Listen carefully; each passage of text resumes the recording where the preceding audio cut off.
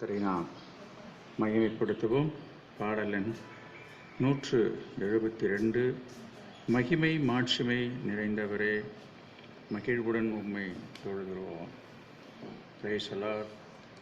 மகிமை மாட்சிமை நிறைந்தவரே, மகிழ்வுடன் தொழுதிடுவோம். மகிமை மாட்சிமை நிறைந்தவரே, மகிழ்வுடன் தொழுதிடுவோம். பரிசுத்த தேவனாம் இயேசுவை பணிந்தே தொழுகுவோம். மகிமை மாட்சிமை நிறைந்தவரே, மகிழ்வுடன் தொழுதிடுவோம். மகிமை மாட்சிமை நிறைந்தவரே, மகிழ்வுடன் தொழுதிடுவோம். உன்னத தேவன் நீரே, ஞானம் நிறைந்தவரே. உன்னத தேவன் நீரே, ஞானம் நிறைந்தவரே. முழங்கால் யாவுமே பாரில் மடங்கிடுதே. உயர்ந்தவரே, சிறந்தவரே, என்றும் தொழுதிடுவோம். உயர்ந்தவரே, சிறந்தவரே, என்றும் தொழுதிடுவோம். மகிமை மாட்சிமை நிறைந்தவரே, மகிழ்வுடன் தொழுதிடுவோம். மகிமை மாட்சிமை நிறைந்தவரே, மகிழ்வுடன் தொழுதிடுவோம். ஒருவரும் சேரா ஒளியில் வாசம் செய்பவரே, ஒருவரும் சேரா ஒளியில் வாசம் செய்பவரே. ஒளியினை தந்துமே இதயத்தில் வாசம் செய்யும். ஒளி நிறைவே, அருள் நிறைவே, என்றும் தொழுதிடுவோம். ஒளி நிறைவே, அருள் நிறைவே, என்றும் தொழுதிடுவோம். மகிமை மாட்சிமை நிறைந்தவரே, மகிழ்வுடன் தொழுதிடுவோம். மகிமை மாட்சிமை நிறைந்தவரே, மகிழ்வுடன் தொழுதிடுவோம். பரிசுத்த தேவன் நீரே, பாதம் பணிந்திடுவோம். பரிசுத்த தேவன் நீரே, பாதம் பணிந்திடுவோம்.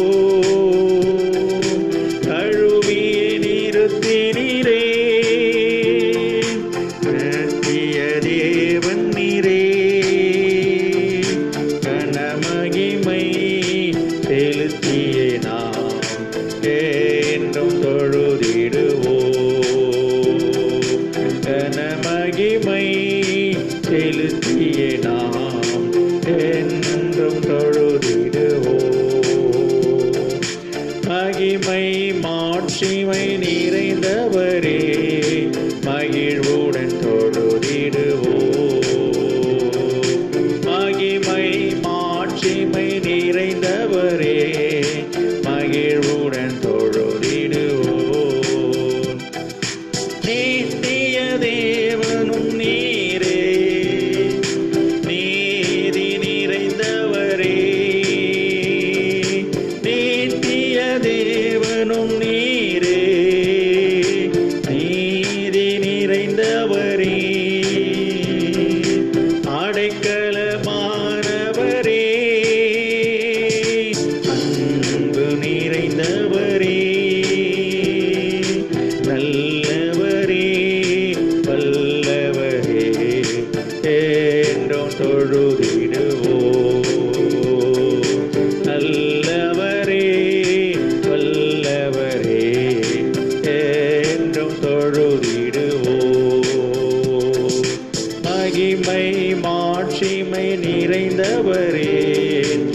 மகிழ்வுடன் தொழுதிடுவோம். மகிமை மாட்சிமை நிறைந்தவரே, மகிழ்வுடன் தொழுதிடுவோம். பரிசுத்த தேவனாம் இயேசுவே, பணிந்தே தொழுகுவோம். மகிமை மாட்சிமை நிறைந்தவரே, மகிழ்வுடன் தொழுதிடுவோம். அல்லேலூயா, பிரைஸ் தி லார்ட், அல்லேலூயா. இந்த நாளிலே இந்த ஆராதனையை காணும்படியாக ஆங்காங்கே நீங்கள் இருக்கிற இடங்களிலே இருந்து நீங்கள் இந்த காணொளி மூலமாக நீங்கள் கண்டு கொண்டிருந்தாலும் இப்போது என்னோடு கூட சேர்ந்து கர்த்தரை ஆராதிக்கும்படி நான் உங்களை அன்போடு கேட்டுக்கொள்கிறேன். நீங்கள் இருக்கிற இடங்களிலே முழங்கால் படியிட்டு கர்த்தரை நாம் ஆராதிப்போம். அல்லேலூயா, பிரைஸ் தி லார்ட். கர்த்தருக்கு நாம் நன்றி செலுத்துவோம். Praise the Lord. கர்த்தருக்கு நாம் மகிமையை செலுத்துவோம், கனத்தை செலுத்துவோம், துதியை செலுத்துவோம். Praise the Lord, praise the Lord. அல்லேலூயா. பிதாவை எங்கும் தொழுது கொள்ளும் காலம் வரும் என்று சொன்னது போல நீங்கள் எந்த இடத்தில் இருந்தாலும் சரி, எங்க இருந்தாலும் சரி, ஆண்டவரை தொழுது கொள்ளுகிற ஒரு நல்ல சமயம் இது. ஹல்லேலூயா, ஹல்லேலூயா, பிரைஸ் தி லார்ட். இந்த நேரம் தேவனுடைய பிரசன்னத்திலே நாம் இணைந்திருப்போம், தேவனோடு இணைந்திருப்போம், தேவனுடைய பிரசன்னத்திலே நாம் நிறைந்திருப்போம். ஹல்லேலூயா. ரைபாகரஷபல துரதரபல ஓரிபலந்தர சந்தியா துலந்தலரியா துராகரபல ஓ ரிபலந்தர ஷபலியா துரதரபல ஓ ரிபலந்தரதி சகல துரதர. ஹல்லேலூயா, பிரைஸ் தி லார்ட். ஸ்தோத்திரம் ஆண்டவரே, பிரைஸ் தி லார்ட். ஹல்லேலூயா. அவர் ஒருவரும் சேரக்கூடாத ஒளியிலே வாசம் பண்ணுகிறவர். ஹல்லேலூயா. நான் இந்த உலகத்துக்கு ஒளியாயிருக்கிறேன். Price the Lord. நான் இந்த உலகத்துக்கு ஒளியாயிருக்கிறேன் என்று ஆண்டவர் சொன்னார். ஆமென். ஹல்லேலூயா. ஆண்டவர் நமக்கு ஒளியாயிருக்கிறார். அவர் எப்படிப்பட்ட ஒளியிலே வாசம் பண்ணுவாராம்? யாருமே அந்த ஒளியிலே சேர முடியாது, யாருமே அந்த ஒளியிலே இணைய முடியாது. அப்படிப்பட்ட ஒரு ஒளியுள்ள இடத்தில்தான் அவர் வாசம் பண்ணுகிறவர். ஆனாலும் இந்த நேரத்திலே அவர் நம்மீது வைத்த அன்பினாலே, நாம் பரிசுத்தம் இல்லாத நிலையிலும், பரிசுத்த குறைவோடு இருந்தாலும், நாம் பாவத்தோடு இருந்தாலும், நாம் துதிக்கும் பொழுது, ஆராதிக்கும் போது தேவன் நம்மத்திலே வந்து ஊழாவுகிறார், இறங்கி வருகிறார். அப்படிப்பட்ட ஒரு பரிசுத்தமான ஒரு தெய்வம் அசுத்தமான உதடுகளோடு கர்த்தரை நாம் துதித்து ஆராதித்தாலும் கூட கர்த்தர் இந்த நாளிலும் நம்முடைய துதியின் சத்தத்தை கேட்டு நம்மத்திலே இறங்கி வரக்கூடியதாக இருக்கிறார். ஹல்லேலூயா. என்ன ஒரு அன்பு பாருங்க. ஹல்லேலூயா, praise the Lord, praise the Lord. ஒருவரும் சேராத ஒளியில் வாசம் செய்கிறவர், ஒருவரும் சேரா ஒளியில்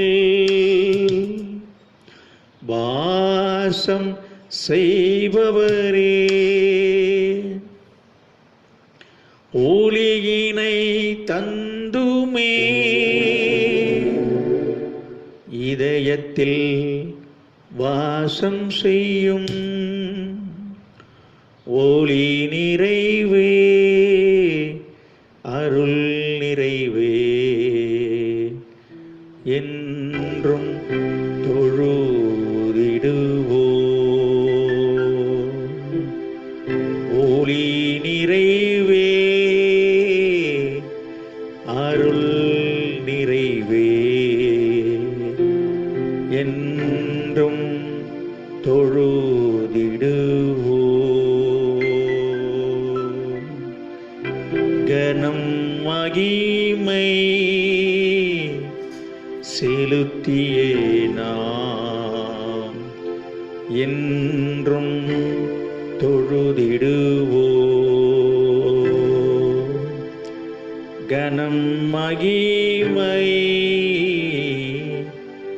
செலுத்தியே நாம் என்றும் தொழுதிடுவோ. அல்லேலூயா. இன்றைக்கும் இந்த நாளிலும் இப்பொழுதும் ஆண்டவருக்கு செலுத்தக்கூடிய கனம் மகிமையை செலுத்தி அவரை நாம் தொழுது கொள்வோம். ஆமென். ஹல்லேலூயா. Praise the Lord. Hallelujah.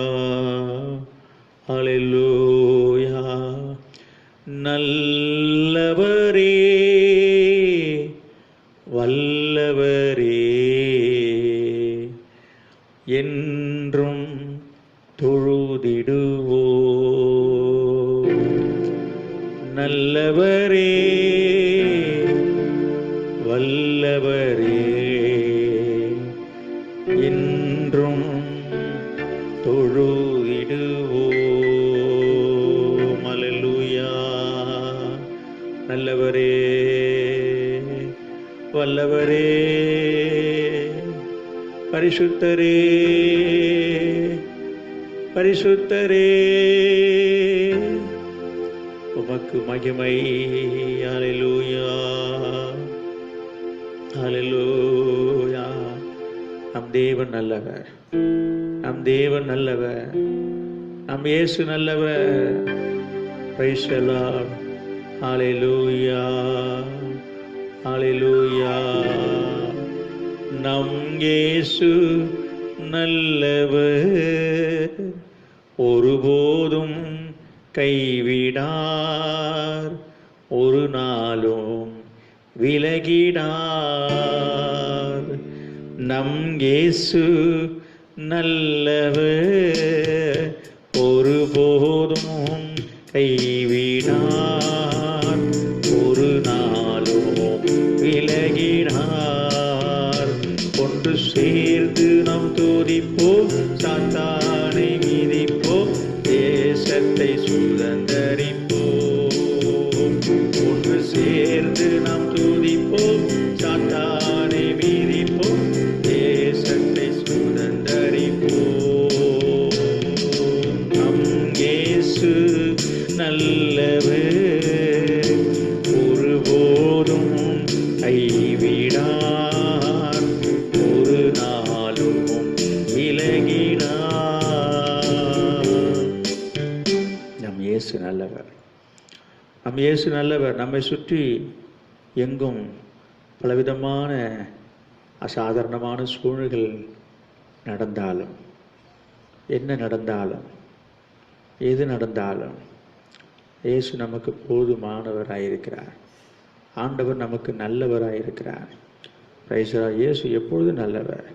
Praise the Lord. எல்லா நிலைகளிலும், எல்லா சூழ்நிலைகளிலும் எப்பொழுதும் ஆண்டவர் இயேசு நமக்கு நல்லவராகவே இருக்கிறார். Praise the Lord. ஹல்லேலூயா. ஹல்லேலூயா. அநேக தேவ மனுஷனுடைய வாழ்க்கையிலே, அநேக பக்தருடைய வாழ்க்கையை பார்க்கும் பொழுது அவருடைய வாழ்க்கையிலும் ஆண்டவர் நல்லவராகவே இருந்தார்.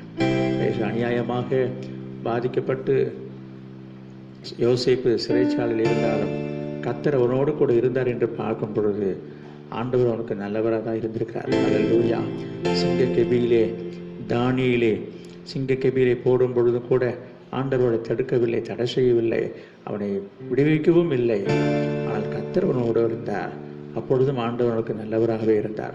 சாத்ராக், மேஷாக், ஆபேத்நேகோ என்கிற மூவரையும் எரிகிற அக்கினிய சுரையிலே போட்டார்கள்.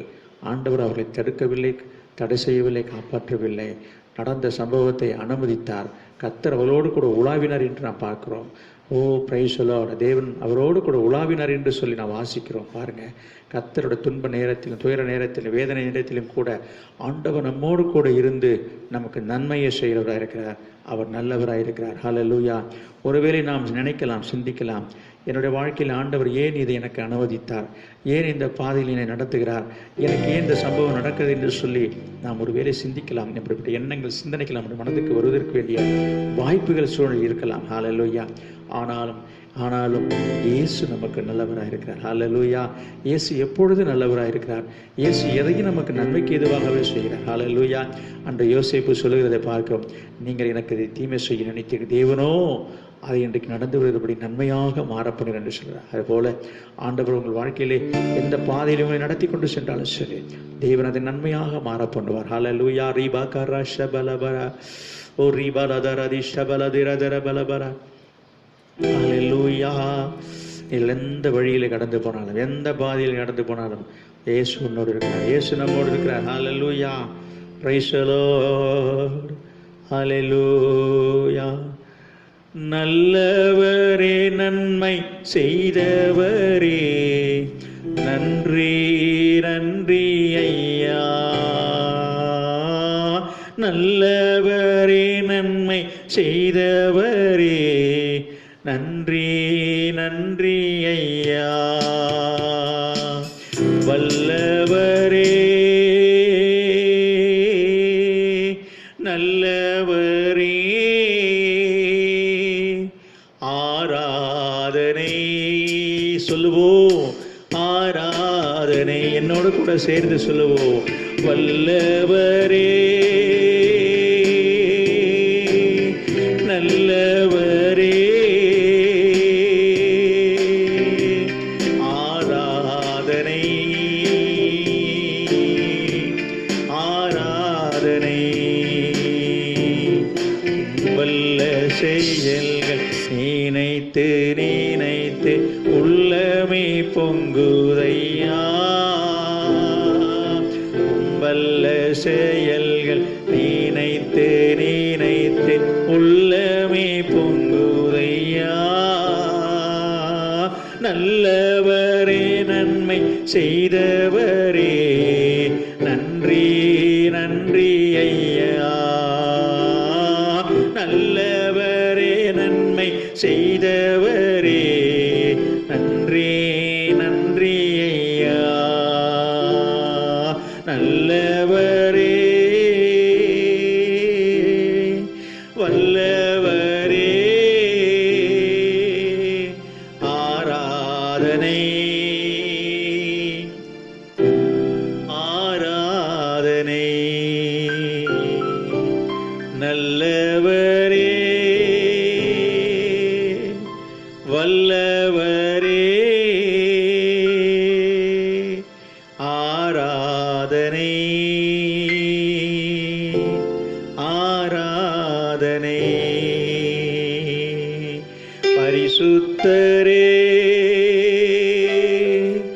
படைத்தவரே, ஆராதனை ஆராதனை. பரிசுத்தரே, என்னை படைத்தவரே, ஆராதனை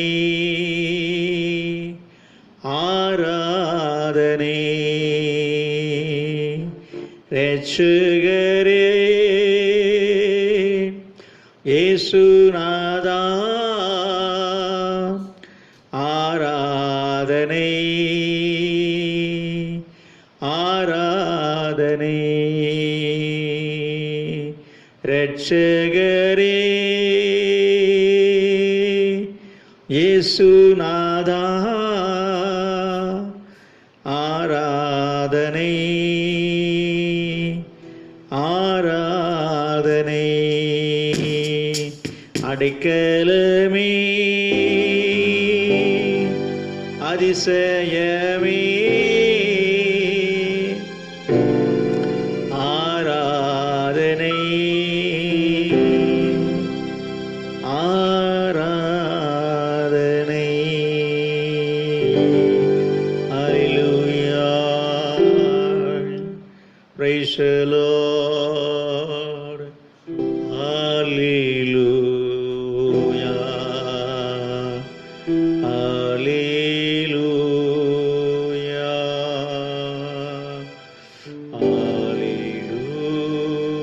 Hallelujah. Hallelujah.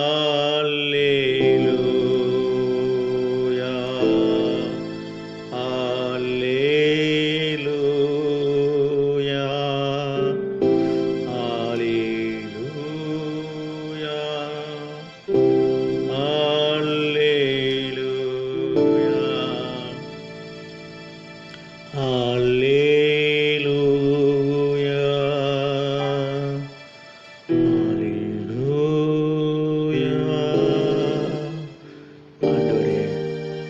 நான் உம்மை நேசிப்பேன்.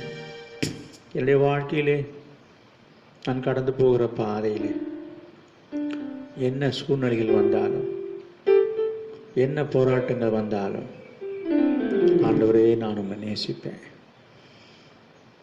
ஆண்டவரே நான் உம்மை நேசிப்பேன். அன்று இயேசு பேதுருவை பார்த்து கேட்கிறான், நீ என்னை நேசிக்கிறாயா, நீ என்னை நேசிப்பாயா? இன்றைக்கு ஆண்டவர் ஒவ்வொருவரையும் பார்த்து கேட்கிற வார்த்தை ஆம். ஆண்டவரை பார்த்து சொல்லுவோம், ஆண்டவரே நான் உம்மை நேசிக்கிறேன், நான் உம்மை நேசிக்கிறேன், ஆண்டவரே நான் உம்மை நேசிக்கிறேன். உம்மையே நான் நேசிப்பேன், உம்மையே நான் நேசிப்பேன், உம்மையே நான் நேசிப்பேன். உன்னதரே ஏசையா, பாதம் அமர்ந்து ஆராதிப்பேன், வசனம் தியானித்து அகமகிழ்வேன். பாதம் அமர்ந்து ஆராதிப்பேன், வசனம் தியானித்து அகமகிழ்வேன். எந்த புயல் வந்து மோதி தாக்கினாலும் அசைக்கப்படுவதில்லை. எந்த புயல் வந்து மோதி தாக்கினாலும் அசைக்கப்படுவதில்லை. நான் அசைக்கப்படுவதில்லை. உம்மையே நான் நேசிப்பேன், உம்மையே நான் நேசிப்பேன், உம்மையே நான் நேசிப்பேன். உன்னதரே ஏசையா. ஆமாண்டவரே நான் உம்மையே நேசிக்கிறேன், எப்பொழுது நான் உம்மையே நேசிப்பேன். ஆண்டவரே உமக்கு ஸ்தோத்திரம், நான் உம்மை நேசிக்கிறேன் ஆண்டவரே, நான் உம்மை நேசிக்கிறேன் ஆண்டவரே. ஆண்டவரே உமக்கு ஸ்தோத்திரம். Praise the Lord. ஹல்லேலூயா, ஹல்லேலூயா. Praise the Lord. Hallelujah. Praise the Lord. காக்கும் கரங்கள் உண்டனக்கு காத்திடுவார் கிருபையாலே. காக்கும் கரங்கள் உண்டனக்கு காத்திடுவார் கிருபையாலே. அல்லேலூயா பாடி பாடி அலைகளை நான் தாண்டிடுவேன். அல்லேலூயா பாடி பாடி அலைகளை நான் தாண்டிடுவேன். நம்புவேன் இயேசுவை, நம்புவேன் இயேசுவை, நம்புவேன் இயேசுவை, நம்புவேன் இயேசுவை.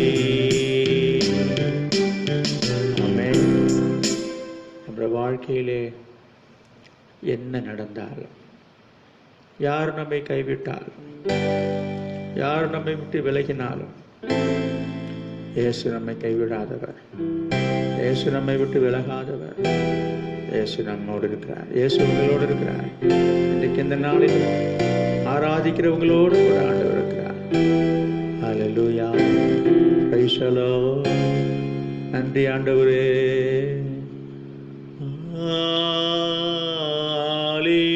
ஹல்லேலூயா,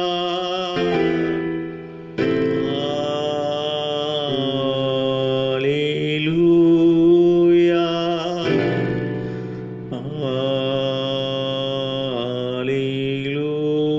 ஹல்லேலூயா.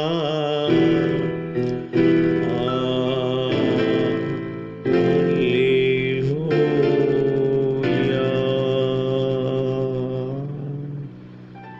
Thank you Jesus. நன்றி ஆண்டவரே.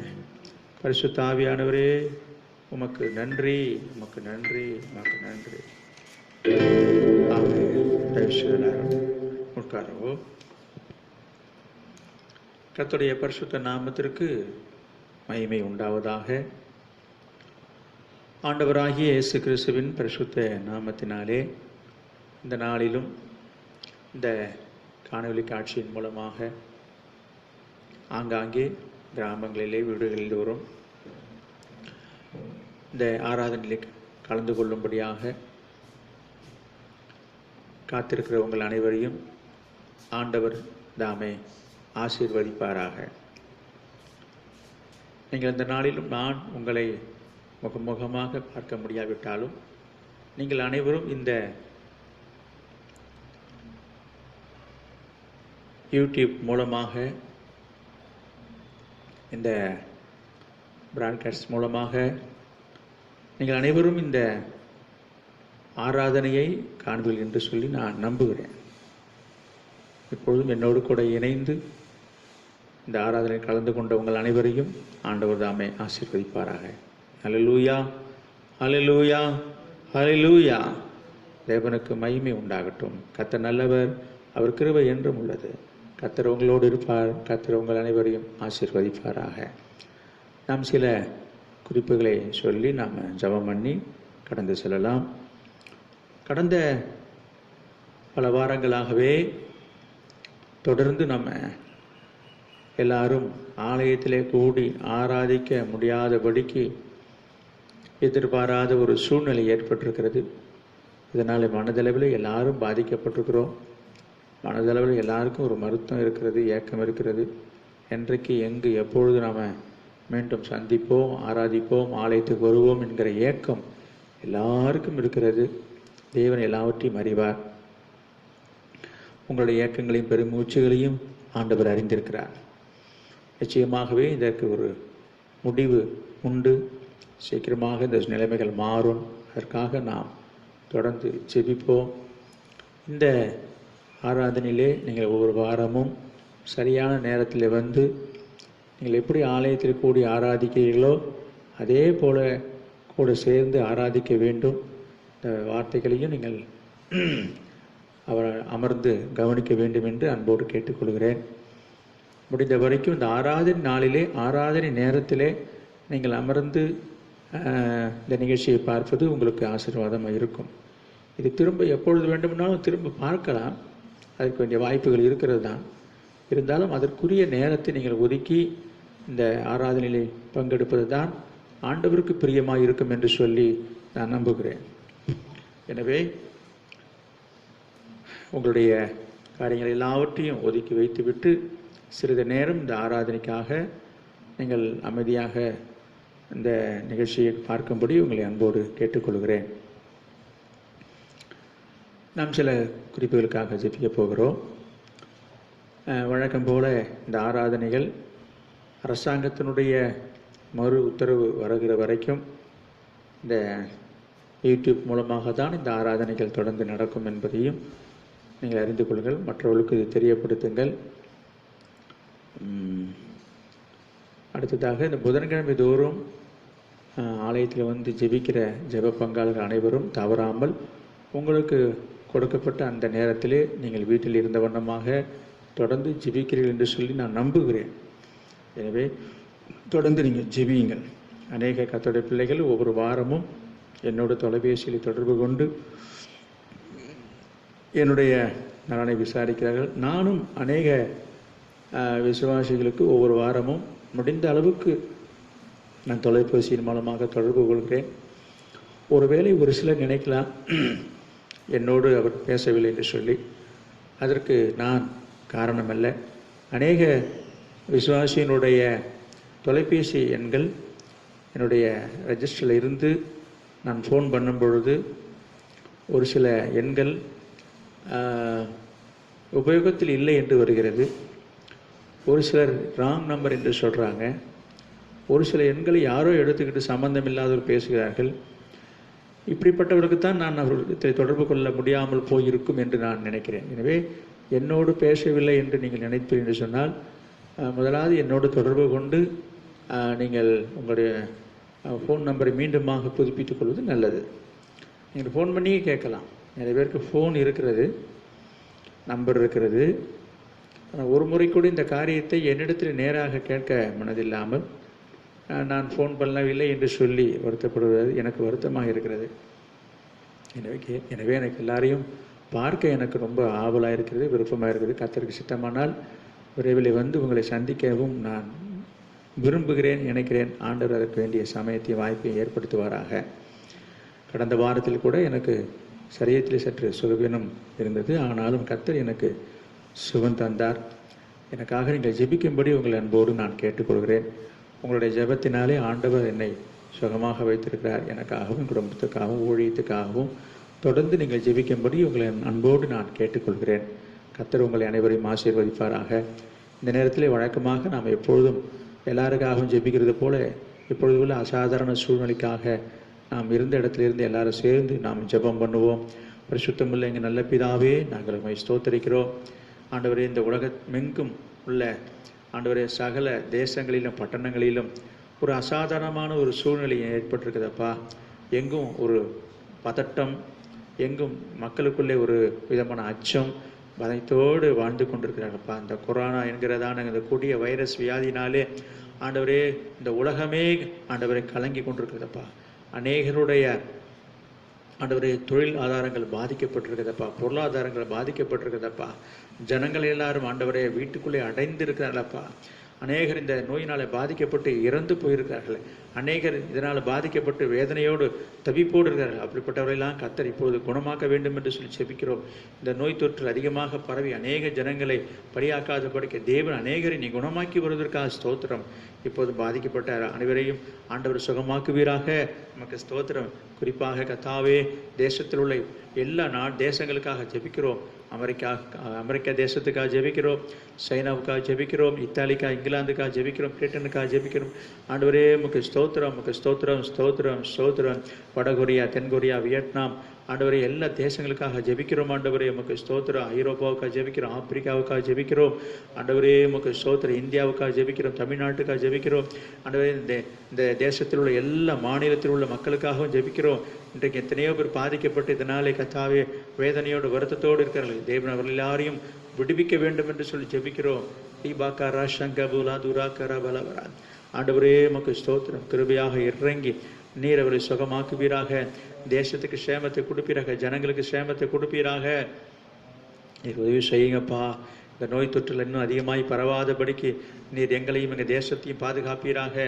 சீக்கிரமாக இதற்கு ஒரு நல்ல தீர்வு முடிவு கிடைக்கும்படி ஆண்டவர் நீர் உதவி செய்யும்படியாக நாங்கள் ஜெபிக்கிறோம். ஆண்டவரே உமக்கு ஸ்தோத்திரம், உமக்கு ஸ்தோத்திரம், உமக்கு ஸ்தோத்திரம். நீர் அப்படி செய்வதற்காக உமக்கு நன்றி தகப்பனே. கர்த்தாவே உமக்கு ஸ்தோத்திரம்.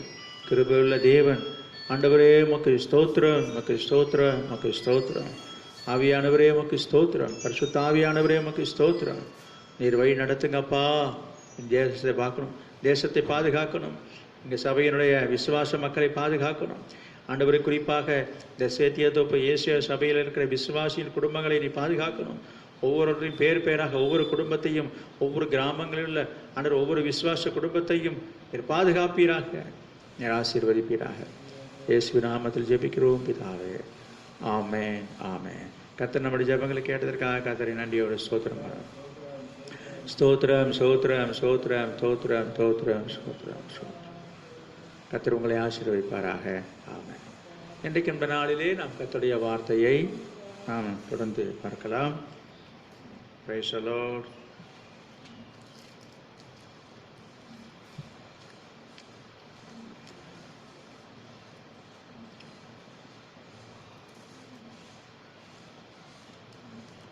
கர்த்தருடைய பரிசுத்த நாமத்திற்கு ஸ்தோத்திரம் உண்டாவதாக. தொடர்ந்து சில வாரங்களாகவே இந்த செய்தியினோடாக உங்களுக்கு கொடுக்குற ஆலோசனை அனைத்தும் இப்பொழுது இந்த உலகத்தில் நடந்து கொண்டிருக்கிற சூழ்நிலைக்கு ஏற்றாறு போல இந்த கொரோனா பாதிப்பை குறித்தும் அதை குறித்து இந்த வேதாகமத்தில் சொல்லப்பட்டிருக்கிற சம்பவங்களையும் உங்களுக்கு விளக்கி அநேக காரியங்களை ஆவியானவர் உங்களுக்கு கொடுத்து கொண்டு வருகிறார். இன்றைக்கும் அது சம்பந்தமான சில காரியங்களை உங்களோடு நான் பகிர்ந்து கொள்ள விரும்புகிறேன். தொடர்ந்து கிட்டத்தட்ட 50 நாட்களுக்கு மேலாக 2 மாதங்கள் நிறைவடைகிற தருவாயில் நாம் இருக்கிறோம். எனவே உலகமெங்கும் உள்ள மக்கள் அனைவரும் ஒரு பதட்டமான ஒரு சூழ்நிலையை வாழ்ந்து கொண்டிருக்கிறார்கள். எங்கே பார்த்தாலும் மக்களுக்கு ஒரு விதமான அச்சம், ஒரு பயம், கவலை, கஷ்டம். ஜனங்களுடைய வாழ்க்கைகள்லாம் இன்றைக்கி இயல்பு வாழ்க்கையெல்லாம் பாதிக்கப்பட்டிருக்கிறது. அதனால் எல்லாரும் மனம் உடைந்து போயிருக்கிறார்கள், ஒடுங்கி போயிருக்கிறார்கள், வீடுகளிலே முடங்கி இருக்கிறார்கள். இப்படிப்பட்ட இந்த சூழ்நிலையில் இதன் மூலமாக ஆண்டவர் நமக்கு என்ன சொல்ல போகிறார், சொல்ல வருகிறார் என்பதை நாம் சிந்திக்க வேண்டும். ஆனால் ஒரு காரியத்தை நாம் பார்க்க வேண்டும். இப்பொழுது ஏற்பட்டிருக்கிற இந்த கொரோனா வைரஸ் மூலமாக ஏற்பட்டிருக்கிற இந்த சூழ்நிலை சமுதாயத்தில் ஒரு சில சூழ்நிலைகள் மாறி இருக்கிறதை நாம் பார்க்க முடிகிறது. இந்த சூழ்நிலைகள் ஒரு பக்கம் மாறி இருந்தாலும் இந்த கொரோனா வைரஸ் என்பது எதனால் வந்தது என்பதை பற்றி நான் உங்களுக்கு ஏற்கனவே சொல்லியிருக்கிறேன். இருந்தாலும் இதை குறித்து தான் இன்றைக்கு எங்கே பார்த்தாலும் ஒவ்வொருத்தரும் ஒவ்வொரு விதவிதமாக பேசிக் கொண்டிருக்கிறார்கள். பலர் பலவிதமாக பேசிக் கொண்டிருக்கிறார்கள். எதையும் நம்மால் உறுதியாக அறுதியாக சொல்லிவிட முடியாது. இப்படி தான் இன்றைய சொல்ல முடியாது. இருந்தாலும் அதை நம்ம கொஞ்சம் அலசி ஆராய்ந்து பார்ப்போமே. 5 விதங்களிலே இந்த கொரோனாவை பற்றி நம்ம நினைக்க அல்லது சொல்ல வாய்ப்பு இருக்கிறது. 5 விதங்களிலே வந்திருக்க கூடும் என்று சொல்லி தெளிவாக சொல்ல முடியாது, உறுதியாக சொல்ல முடியாது. ஒருவேளை இப்படி வந்திருக்கலாம் என்று சொல்லி நம்ம நினைக்க வாய்ப்பு இருக்கிறது. முதலாவது, இது தேவனால் வந்ததா? இந்த கொரோனா வைரஸ் என்பது ஆண்டவரால் அனுப்பப்பட்டதா? ஆண்டவர் அனுமதித்து ஆண்டவர் தான் இந்த கொள்ளை நோயை இந்த உலகத்துக்கு அனுப்பியிருக்கிறாரா என்று சொல்லி ஒரு சாரார் சொல்லுகிறார்கள். இந்த கொரோனா வியாதினாலே ஆண்டவர் இந்த தேசத்தையும் ஜனங்களையும் ஏதோ ஒரு விதத்திலே எச்சரிக்கை வண்ணமாக இந்த காரியத்தை செய்கிறார் என்று சொல்லுகிறார்கள். வேதத்திலே சில சம்பவங்களை நாம் பார்க்கும்போது பழைய ஏற்பாட்டு காலங்களிலே ஆண்டவர் இஸ்ரவேல் ஜனங்களை சீர்படுத்துவதற்காக, அவர்களை சரிப்படுத்துவதற்காக அவர் அவ்வப்போது அவர்களை வாதித்தார் என்று கொள்ளை நோயினாலும் பலவிதமான வாதையினாலும் வாதித்ததாக வேதத்தில் எழுதப்பட்டிருக்கிறது. இதை வைத்து பார்க்கும் பொழுது இப்பொழுது நடந்து கொண்டிருக்கிற இந்த சம்பவமும் தேவனால் வந்தது என்று நாம் சொல்லலாம். அதற்கு வேண்டிய வாய்ப்பு இருக்கிறது தான். இன்றைக்கு நாம் பார்க்கிற இந்த உலகத்திலே பாவம் பெருகியிருக்கிறது, அநீதி பெருகியிருக்கிறது, அக்கிரமம் பெருகியிருக்கிறது. இதை நம்மளை கண்கூடாக நாம் பார்க்கிறோம். இப்படிப்பட்ட ஒரு சூழ்நிலையில் வாழ்ந்து கொண்டிருக்கும் பொழுது தேவனுடைய கோபம், தேவனுடைய கோபாக்கினி, தேவனுடைய தண்டனையாக இந்த வைரஸ் வியாதி வந்திருக்கலாம் என்று சொல்வதற்கு ஒரு வாய்ப்பு இருக்கிறது. சொல்றதுக்கு இடம் இருக்கிறது. ஆனால் சில சம்பவங்களை பார்க்கும் பொழுது நாம் அதை உறுதியாக சொல்ல முடியாது. பாருங்க, சற்று ஒரு 100 ஆண்டுகளுக்கு முன்பு 1919ஆம் ஆண்டுல ஸ்பானிஷ் ஃப்ளூ என்கிறதான இதே போல ஒரு வியாதி வந்துதான். பாருங்க, நாமெல்லாம் பிறக்காத காலத்தில், நமக்கு தெரியாத காலத்தில் நடந்த ஒரு விஷயம். கிட்டத்தட்ட 100 வருஷங்களுக்கு முன்பாக நடந்த சம்பவத்தை நான் சொல்றேன். இந்த இப்பொழுது எப்படி இந்த கொரோனா வியாதி இப்போ பரவி அநேகர் பாதிப்புக்குள்ளான்றதோ அதே போல அந்த காலத்தில், அந்த வருஷத்தில் நடந்த ஒரு உண்மை சம்பவம். ஸ்பானிஷ் ஃப்ளூ என்கிறதான ஒரு கொடிய வியாதினால உலகம் எங்கும் 1 கோடி ஜனங்கள் இறந்திருக்கிறதாக புள்ளி விவரம் சொல்லுகிறது. 1 கோடி. இப்போ நம்ம லட்சங்களை பார்த்துட்டு இருக்கிறோம். 1 கோடி ஜனங்கள் இறந்திருக்கிறாங்க. அது மாத்திரமல்ல, அதற்கு பிறகு உலக போர் நடந்தது, உலகத்தில் நடந்தது. அதுக்கப்புறம் பிளேக் என்கிற வியாதி வந்து நிறைய பேர் கொள்ளை கொண்டு போனதாக நாம் படிக்கிறோம், வரலாற்றில் படிக்கிறோம். பலவிதமான வியாதிகள் மனிதர்களுக்கு வந்து பலவிதமான இழப்புகளை, உயிர் இழப்புகளை ஏற்படுத்தியிருக்கிறது.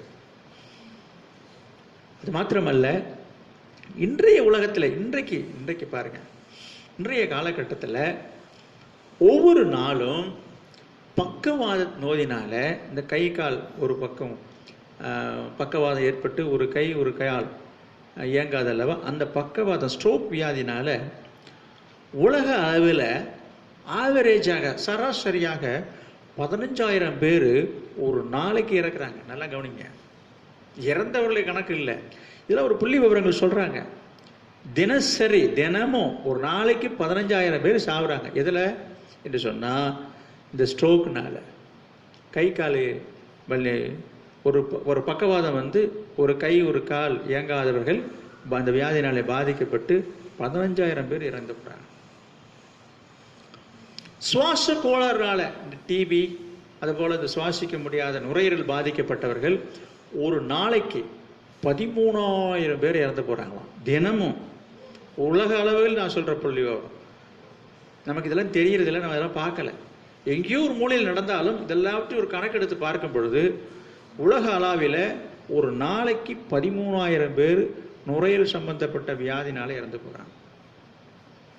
அடுத்ததாக புற்றுநோய், கேன்சர் வியாதினால உலக அளவில் ஒரு நாளைக்கு சுமார் 26,000 பேர் இறந்து போகிறாங்க. 26,000 பேர் இறங்க. இதெல்லாம் ஒரு புள்ளி விவரங்கள். நான் ஏதோ குற்று மதிப்பாக சொல்கிறது இல்லை, இதெல்லாம் மருத்துவ உலகத்திலிருந்து வருகிற விவரங்கள். இதெல்லாம் புள்ளி விவரங்கள். ஆராய்ச்சியாளர்கள் உலக அளவுகளில் ஒரு சர்வே எடுத்து என்னென்ன வியாதினால என்ன பேர்லாம் இறக்குறார்கள் என்று சொல்லி ஒரு புள்ளி விவரங்கள் எடுத்து சொல்லுகிறார்கள். அது மாத்திரமல்ல, இதய நோயினால் ஹார்ட் ப்ராப்ளத்தினால ஒரே ஒரு நாளைக்கு 50,000 பேர் இறக்குறாங்க உலக அளவில். ஒருவேளை நமக்கு தெரிந்த ஊரில் இல்லாமல் இருக்கலாம், நமக்கு கடலூர் மாவட்டத்தில் இல்லாமல் இருக்கலாம், நம்முடைய தமிழ்நாட்டில் நமக்கு தெரியாமல் இருக்கலாம். எங்கேயோ ஒரு இடத்துல எங்கேயோ ஒரு ஊரில் இதய வியாதினாலே பாதிக்கப்பட்டு யாராவது ஒருத்தர் இறந்துருப்பாங்க. இது போல் ஒவ்வொரு இடங்களிலும் ஒவ்வொரு மாவட்டம், ஒவ்வொரு தேசம், ஒவ்வொரு மாநிலம், ஒவ்வொரு நாடுகள் கணக்கெடுத்து பார்த்தா 50,000 பேர் ஒரு நாளைக்கு இறந்து போகிறாங்க.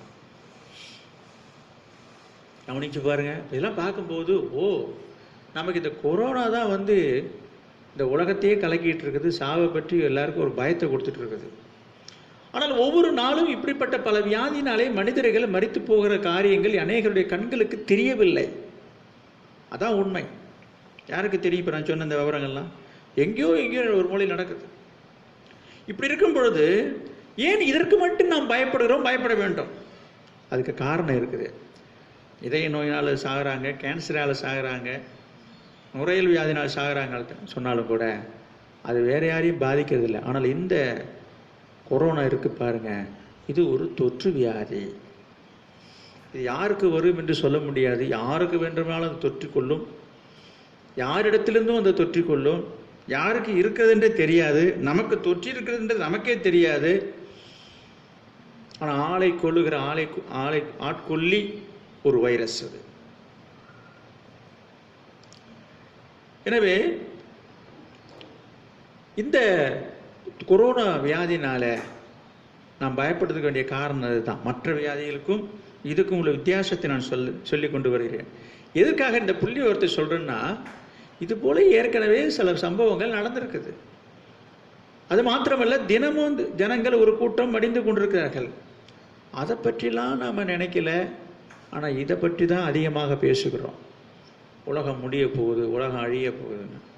அப்போ 100 வருஷத்துக்கு முன்னதாக 1 கோடி பேர் இறந்தாங்களே, அப்பவும் அதானே பேசிட்டு இருப்பாங்க. எனவே எதை வைத்து நம்ம எந்த ஒரு முடிவுக்கும் வர முடியாது. எனவே ஆண்டவரும் நம்மள்கிட்ட திட்டவட்டமாக தெளிவாக இது சொல்லவில்லை. கடைசி நாட்களிலே, கடைசி காலங்களிலே, அவர் வருகை என்கிற நேரங்களிலே கொள்ளை நோய்கள் வரும் என்று பொதுவாக சொல்லியிருக்கிறார். கொரோனா வரும் என்று சொல்லலை அவர். எனவே கொரோனா மட்டும்தான் கொள்ளை நோய் என்று நம்ம எண்ணிட முடியாது. அதுக்காக தான் நான் சொன்னேன், இதற்கு முன்பு நடந்த சம்பவங்கள்லாம் நம்மளுக்கு நான் பட்டியலிட்டு சொன்னேன். 100 வருஷத்துக்கு முன்பதாக இந்த ஸ்பானிஷ் ப்ளூ என்கிறதான ஒரு வைரஸ் வியாதினாலே 1 கோடி மக்கள் இறந்திருக்கிறாங்க. அதுக்கப்புறம் உலகம் இருந்துட்டு தானே இருக்குது. எனவே எந்த ஒரு சம்பவத்தை வைத்து நாம் ஒரு முடிவுக்கு வர முடியாத நிலையிலே இருக்கிறோம். இரண்டாவதாக, இந்த கொரோனா எதனால் வந்தது என்று சொல்லக்கூடும். நாம் ஒருவேளை ஆண்டவரால் வந்தது என்று நம்ம சொல்லலாம், ஆனால் தெளிவாக திட்டமாக சொல்ல முடியாது. இரண்டாவதாக, இது பிசாசினால் வந்தது என்று சிலர் சொல்லுகிறார்கள். பிசாசு தான் இந்த வைரஸை அனுப்பியிருக்கிறான், என்று சொல்லி இன்னைக்கு பிசாசை துரத்துறது போல இதை கட்டி ஜெபிக்கிறாங்க, கடித்து சொல்றாங்க. நான் அதை தவறு என்று சொல்ல, அவர்களுடைய கணிப்பு அது. ஆனால் நாம யோசிக்க வேண்டும். ஆண்டவர் சொல்றாரு, பிசாசு எப்பொழுதுமே ஒரு மனுஷனை சரீரத்தை அழிக்க அவன் முற்பட மாட்டான், அவனுடைய ஆத்மாவை அழிக்கவே அவன் விரும்புவான். ஆண்டவர் சொல்றாரு, உங்களை சரீரத்தை அழிக்க வல்லவருக்கு பயப்படாதீங்க, ஆத்மாவை அழிக்க வல்லவருக்கு பயப்படுங்கன்னு சொல்றாரு. எனவே திருடவும் கொல்லவும் வருகிறான் என்று வேறொன்றுக்கு வரான் என்று சொல்லி ஆண்டவர் சொல்றார். எனவே இவன் மனுஷ கொலைபாதகன் என்று சொல்லி பார்க்கிறோம். ஆத்மாவை நரகத்தில் கொண்டுட்டு போய் தள்ளி நம்மை அழிப்பதற்காக தீவிரிப்பதில் தான் அதிக கவனம் செலுத்துகிறவனாக இருக்கிறான் பிசாசு. எனவே ஒரு மனுஷனுக்கு ஒரு வியாதியை கொடுப்பதனால அவனுக்கு ஒன்றும் நடந்துடாது. அவன் நோக்கம் எல்லாம் ஒவ்வொரு மனுஷனும் அவனுடைய ஆத்மாவை சாகடித்து அவனை ஆத்மாவை மரணத்துக்குள்ளாக்கி நரகத்தில் கொண்டு போக வேண்டும் என்பது தான் பிசாசுடைய விருப்பமாக இருக்கிறது. எனவே இதை வைத்து பார்க்கும்போது இது பிசாசு கொண்டு வந்தது என்று நாம் திட்டமும் தெளிவுமாக சொல்ல முடியாது. மூன்றாவதாக ஒரு கருத்து நிலவுகிறது, இது மனுஷனால வந்தது. இந்த கொரோனா எப்படி வந்ததுன்னா இது மனுஷனால உண்டானது. அப்படி ஒரு கதை வந்து கொண்டிருக்கிறது. அது என்னவென்று சொன்னால், சைனா தேசத்தில் மருத்துவ ஆராய்ச்சியாளர்கள் கூடத்தில் இந்த வைரஸை உருவாக்கியிருக்கிறாங்க என்று ஒரு விதமான ஒரு செய்தி இப்பொழுது உலாவிக் கொண்டிருக்கிறது. என்னவென்றால், இப்போ உலக அளவில் பார்க்கும்போது ஒவ்வொரு நாட்டை அவர்கள் வின் பண்ண வேண்டும் என்று சொன்னால் அதற்காக பல படை பலங்கள் வைத்திருக்கிறார்கள், இராணுவ பலங்கள் இருக்கிறது. யுத்தம் செய்யும் பொழுது பலவிதமான யுத்திகளை அவர் வைத்திருந்தாலும் இன்றைக்கு நவீன விதமான யுத்தங்கள் நடத்துவதற்காக, போர் நடத்துவதற்காக அணுகுண்டுகள்லாம் தயாரித்து நியூக்ளியர் வார்லாம் வருவதற்காக பாம்பெலாம் தயார் பண்ணி வச்சிருப்பதாக சொல்லுகிறார்கள். அதை போட்டாலே அப்படி அந்த தேசமே போயிடும். ஆனால் அதை பார்க்கலாம் அதை விட பவர்ஃபுல்லாக இருப்பது இந்த பயோ வெஃபன் என்று சொல்றாரு. பயோன்னா இந்த மாதிரி வைரஸ் வியாதியினால ஒரு தேசத்தில் உள்ள மக்களை அழித்து யுத்தம் செய்து தேசத்தை மேற்கொள்வதற்கான ஒரு யுத்தியை கண்டுபிடித்து இருப்பதாக சொல்லுகிறார்கள். அதன் அடிப்படையில் தான் இந்த கொரோனாவை கூட இந்த சைனா தேசத்தில் உள்ளவர்கள் அவர்கள் தான் இது உருவாக்கி இதை டெஸ்ட் பண்ணுறதுக்காக, இதை சோதித்து பார்ப்பதற்காக அவர் டெஸ்ட் பண்ணும்போது தான் இது பரவிவிட்டது என்று சொல்லுகிறார்கள். இது வேலை செய்தால் மனுஷனை அழிக்குமா இல்லையா என்று சொல்லி சோதித்து பார்க்கும்போது அது அவங்களுக்கே தலைவலியாகி அந்த தேசத்தில் பரவி அங்கிருந்து அப்புறம் அமெரிக்கா வந்து இப்படி வந்து விட்டதாக ஒரு சாரார் சொல்லுகிறார்கள். இது ஒரு பக்கம் இருக்கிறது. அடுத்ததாக நான்காவதாக இந்த கொரோனா வியாதி ஏன் வருகிறது என்று சொன்னபோது மனுஷனுடைய வாழ்க்கை முறை சரியில்லை. இன்றைக்கு சுற்றுச்சூழலை சரியில்லை. காற்று மாசுபட்டிருக்கிறது. சுகாதார கேட்டோடு மனுஷர்கள் வாழ்கிறார்கள், கண்டதை சாப்பிடுகிறார்கள், உடலுக்கு ஆகாத உணவுகள்லாம் உண்பதனால தான் இந்த வைரஸ் வந்திருப்பதாக ஒரு சாரார் சொல்கிறார்கள். சாப்பிடக்கூடாத உணவுகளை சாப்பிடுவதனால. இப்படி 4 காரியங்களை நாம் பார்த்துட்டோம். 5வதாக என்ன சொல்ல போகிறோம்? வேற என்ன இருக்குது? ஆண்டவரால் வந்தது, பிசாசால வந்தது, மனுஷனால வந்தது. அடுத்ததாக என்ன சொல்றாங்கன்னா, இயற்கையினால இது வந்துருக்கு. இது வந்து இயற்கையாகவே வரக்கூடியதாங்க என்று சிலர் சொல்லுறார்கள். அப்படின்னா என்ன? இது தானாகவே வந்து விடுது. தானாகவே எப்படி நம்மளுக்கு வியாதிகளாக வந்துட்டு இருக்கோ அதே போல இது தானாகவே வந்தது தான். இது யாராலையும் உண்டாக்கப்படல, அனுப்பப்படலை, ஏற்படலை. எப்படி வந்து சிக்கன் குனியா வந்ததோ, டெங்கு வந்ததோ, பன்றி காய்ச்சல் வந்ததோ, அதே போல இதுவும் வந்தது என்று அது ஒரு சாரார் சொல்லுறார். பாருங்க, தேவனால வந்ததுன்றாங்க, பிசாசால வந்ததுன்றாங்க, மனுஷனால வந்ததுன்றாங்க. மனுஷனுடைய வாழ்க்கை முறைகள் சரியில்லை, அதனால் அவன் பழக்க வழக்கம் சரியில்லை, அதனால இந்த வியாதி வந்ததுன்னு சொல்றாங்க. அடுத்தது யாரும் இதுக்கு காரணம் இல்லை, இது தானாவே வந்தது என்று சொல்றாங்க. அதற்கு வேதத்திலே ஒரு வசனத்தை நாம் பார்க்கலாம். ஆதியாகமம் 3ஆம் அதிகாரம் 17வது வசனத்தை நாம் பார்ப்போம் என்று சொன்னால், ஆதியாகமம் 3ஆம் அதிகாரம் 17வது வசனம். பின்பு அவர் ஆதாமை நோக்கி, நீ உன் மனைவியின் வார்த்தைக்கு செவி கொடுத்து புசிக்க வேண்டாம் என்று நான் உனக்கு விலக்கின விருட்சத்தின் கனியை புசித்தபடியினாலே பூமி உன் நிமித்தம் சபிக்கப்பட்டிருக்கும். நீ உயிரோடு இருக்கும் நாளெல்லாம் வருத்தத்தோடு அதன் பலனை புசிப்பாய். அது உனக்கு முள்ளும் குறுக்கும் முளைப்பிக்கும் வெளியின் பயிர் வகைகளை புசிப்பாய் என்று சொல்லப்பட்டிருக்கிறது. அதாவது ஆண்டவர் ஆதியிலே ஆதாமையும் ஏவாளையும் ஏதேனிலே உருவாக்கி நல்ல விதமாக வைத்து கொண்டிருந்தார். அவர்கள் ஆண்டுடைய கட்டளைக்கு கீழ்ப்படியாமல் ஆண்டவர் சொன்ன வார்த்தையை மீறி புசிக்க வேண்டாம் என்று சொன்ன பழத்தை புசித்ததுனால, கீழ்ப்படியாதனால ஆண்டவர் அவர்களை சபித்தார். அவர்கள் மூலமாக இந்த உலகம் சபிக்கப்பட்டது. அவர்கள் மூலமாக இந்த உலகத்துக்கு சாபம் வந்தது. ஆண்டவர் அவ்விதமாக சொல்கிறார், உங்கள் நிமித்தம் இந்த பூமி சபிக்கப்பட்டிருக்கும் என்று ஆண்டவர் சொன்னார். சபிக்கப்பட்டதன் மூலமாக என்ன நடக்கும் என்று சொல்லும்போது, அதனால இந்த பூமியில என்னெல்லாம் உண்டு, முள்ளு உண்டு, முள்ளும் குறுக்கும் அது பிறப்பிக்கும் என்று சொல்லி வாசிக்கிறோம். இன்றைக்கு கொரோனா கூட இந்த உலகத்துக்கும் இந்த பூமிக்கும் தேசத்துக்கும் ஒரு முள்ளை போலதான் நிறைய பேர் இன்னைக்கு குத்திட்டு இருக்குது. யோசித்து பாருங்க. அப்ப இந்த சபிக்கப்பட்ட இந்த பூமியில எந்த நேரத்திலும் எந்த சமயத்திலும் என்ன வேண்டுமானாலும் நடக்கலாம், நடக்கும், நடக்கிறது, நடந்து கொண்டிருக்கிறது. இப்ப நம்ம பார்க்கும் பொழுது, இப்ப நடந்துட்டு இருக்கிற காரியத்தை பார்க்கும் பொழுது, இந்த சபிக்கப்பட்ட இந்த பூமியிலே எந்த விதமான உத்தரவாதம் இல்லாத ஒரு சூழ்நிலையிலே எந்த நேரத்திலும் என்ன வேணுமானாலும் நடக்கும். ஒரு மனுஷனுக்கு எது வேண்டுமானாலும் சம்பவிக்கும் என்பதை தான் நாம் பார்க்கிறோம், பார்த்து கொண்டிருக்கிறோம். அதுபோலதான் இப்போது நடக்கிறது, நடந்து கொண்டிருக்கிறது. சரி, இப்ப வந்து விட்டது, கொரோனா வந்து விட்டது. இதன் மத்தியிலே நாம் என்ன செய்ய வேண்டும்? நாம் என்ன செய்யறது?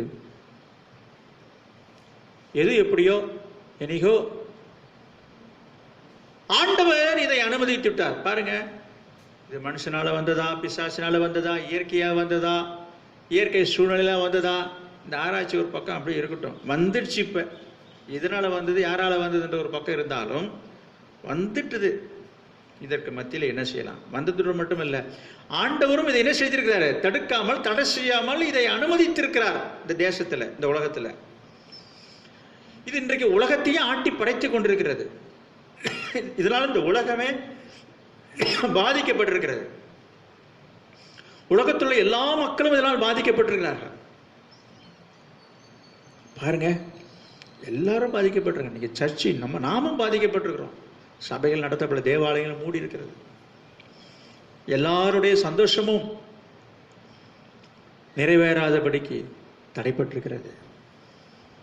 நம்ம விருப்பப்படி சுதந்திரமாக செயல்பட முடியல.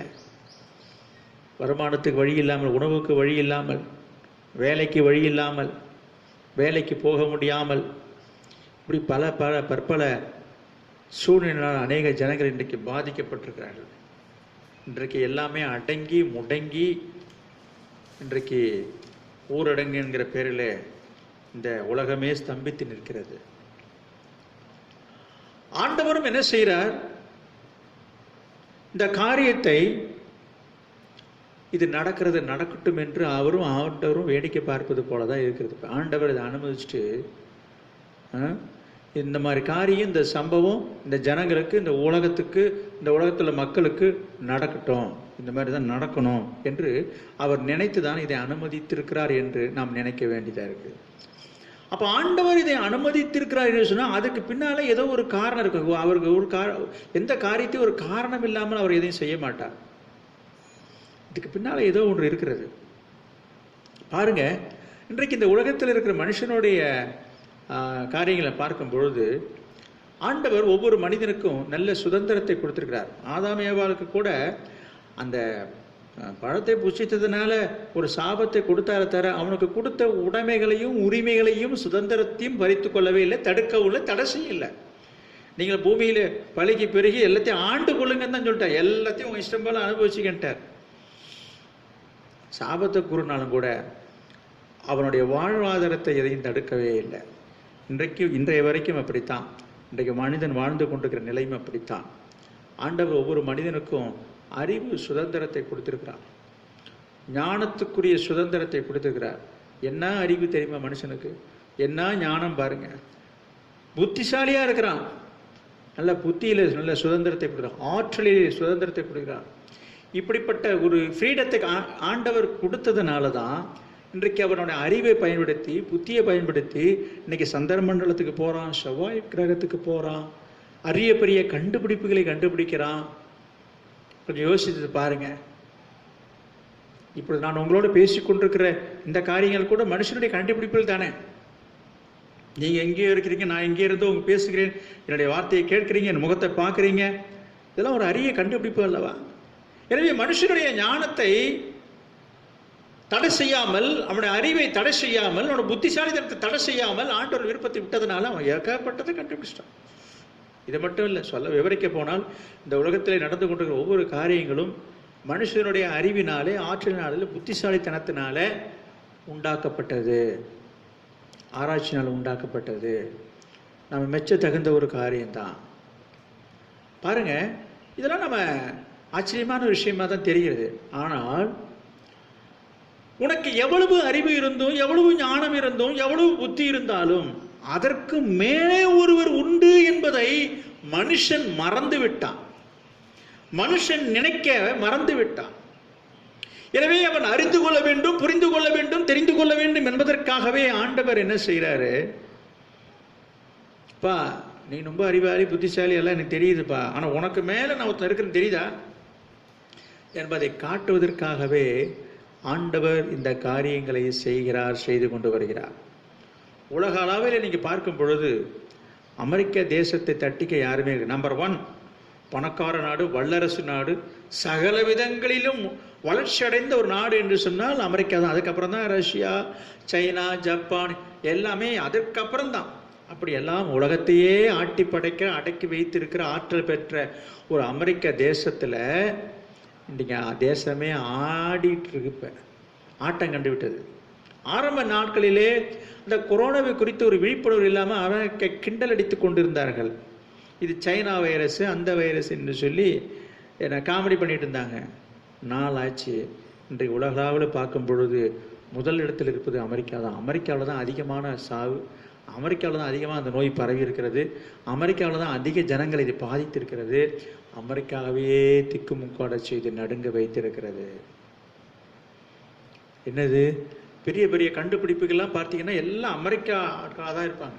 மருந்து கண்டுபிடிப்பிலிருந்து பெரிய பெரிய கருவிகள் கண்டுபிடிக்கிற விஷயங்கள் எல்லாத்திலையும் பார்த்தீங்கன்னா அவங்க தான் முன்னணி இருப்பாங்க. அப்படிப்பட்ட ஒரு அறிவு உள்ளவர்கள், புத்திசாலியா இருந்தவர்கள், ஞானம் உள்ளவர்கள் இன்றைக்கு எதையுமே செய்ய முடியாதபடிக்கு இந்த கொரோனா எல்லாரையுமே அடக்கி வைத்திருக்கிறது, தடை செய்து வைத்திருக்கிறது. பாருங்க, நீங்க வேலைக்கு போகக்கூடாது, எந்த தொழிற்சாலையிலும் எந்த தொழில் நடக்கக்கூடாது. யோசிச்சு பாருங்களேன். அதெல்லாம் இப்படி ஒவ்வொரு காரியங்களையும் இந்த கொரோனா இன்றைக்கு கட்டுப்படுத்தி வைத்திருக்கிறது. அவருடைய செயலாற்றல் எல்லாம் கையே முடக்கி போட்டுவிட்டது போல இன்றைக்கு இந்த காரியங்கள் நடந்து கொண்டிருக்கிறது. அப்ப என்ன சொல்ல வருகிறார் என்று சொன்னால், ஆண்டவர் உணர்த்துகிற காரியம் என்னன்னா, தம்பி உன்னோட அறிவு, ஞானம், புத்தி, ஆற்றல் எல்லாம் சரிதான், அதுக்கு மேல நான் ஒரு ஆள் இருக்கிறேன் என்பதை அதை நீ புரிஞ்சிக்க இப்பயாவது இருக்கார். ஏமா கண்ணுக்கு தெரியாத இந்த வைரஸுக்கு கண்டு இந்த உலகமே பயந்துட்டு இருக்கியா? இன்னும் அதுக்கான மருந்தை கண்டுபிடிக்க என்னமோ கண்டுபிடிச்சான், என்ன எதையோ கண்டுபிடிச்சான், இங்கேருந்து இன்னும் கண்டுபிடிக்கிறான், கண்டுபிடிக்க முடியல, திணறாங்க. அப்பதான் புரியுது.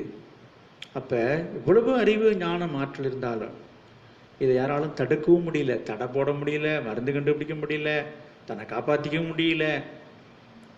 கொஞ்சம் யோசிச்சுட்டு பாருங்க. ஆண்டவர் சொல்றாரு, நானே தேவன் என்று நீங்கள் அமர்ந்திருந்து நானே தேவன் என்று அறிந்து கொள்ளுங்கள் என்று வசனம் இருக்கிறது.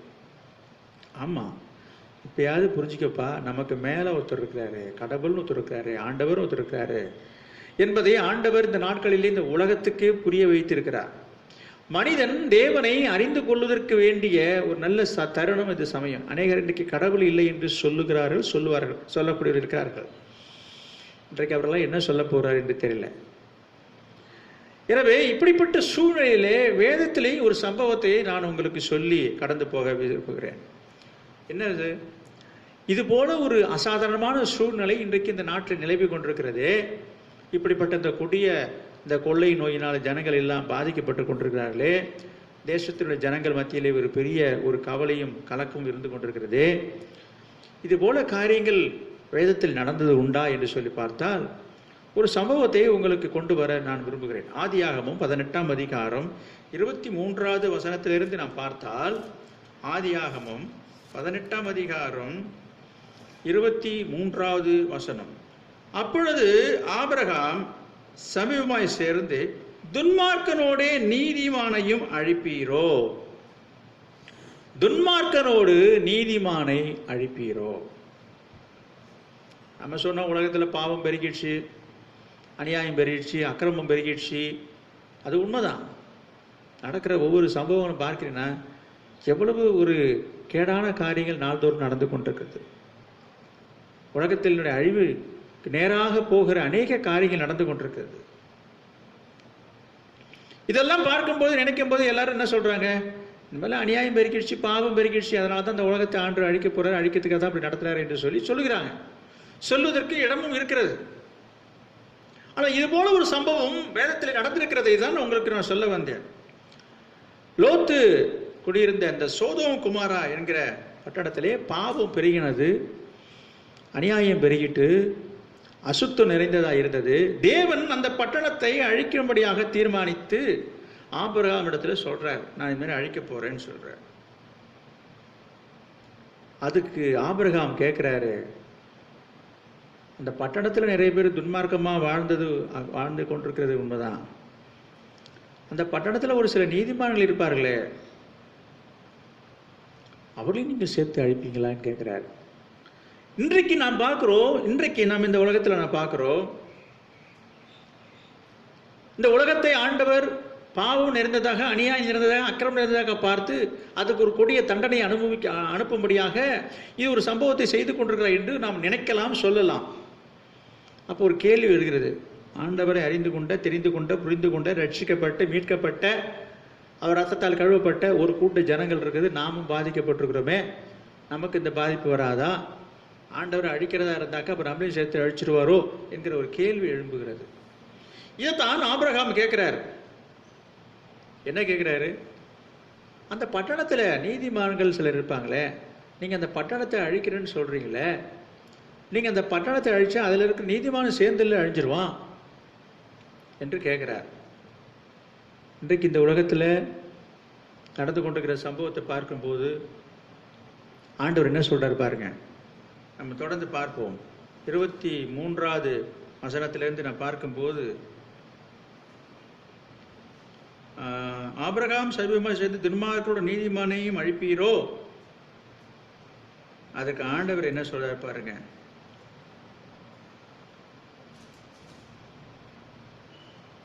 26வது வசனத்தில் பார்க்கிறோம்.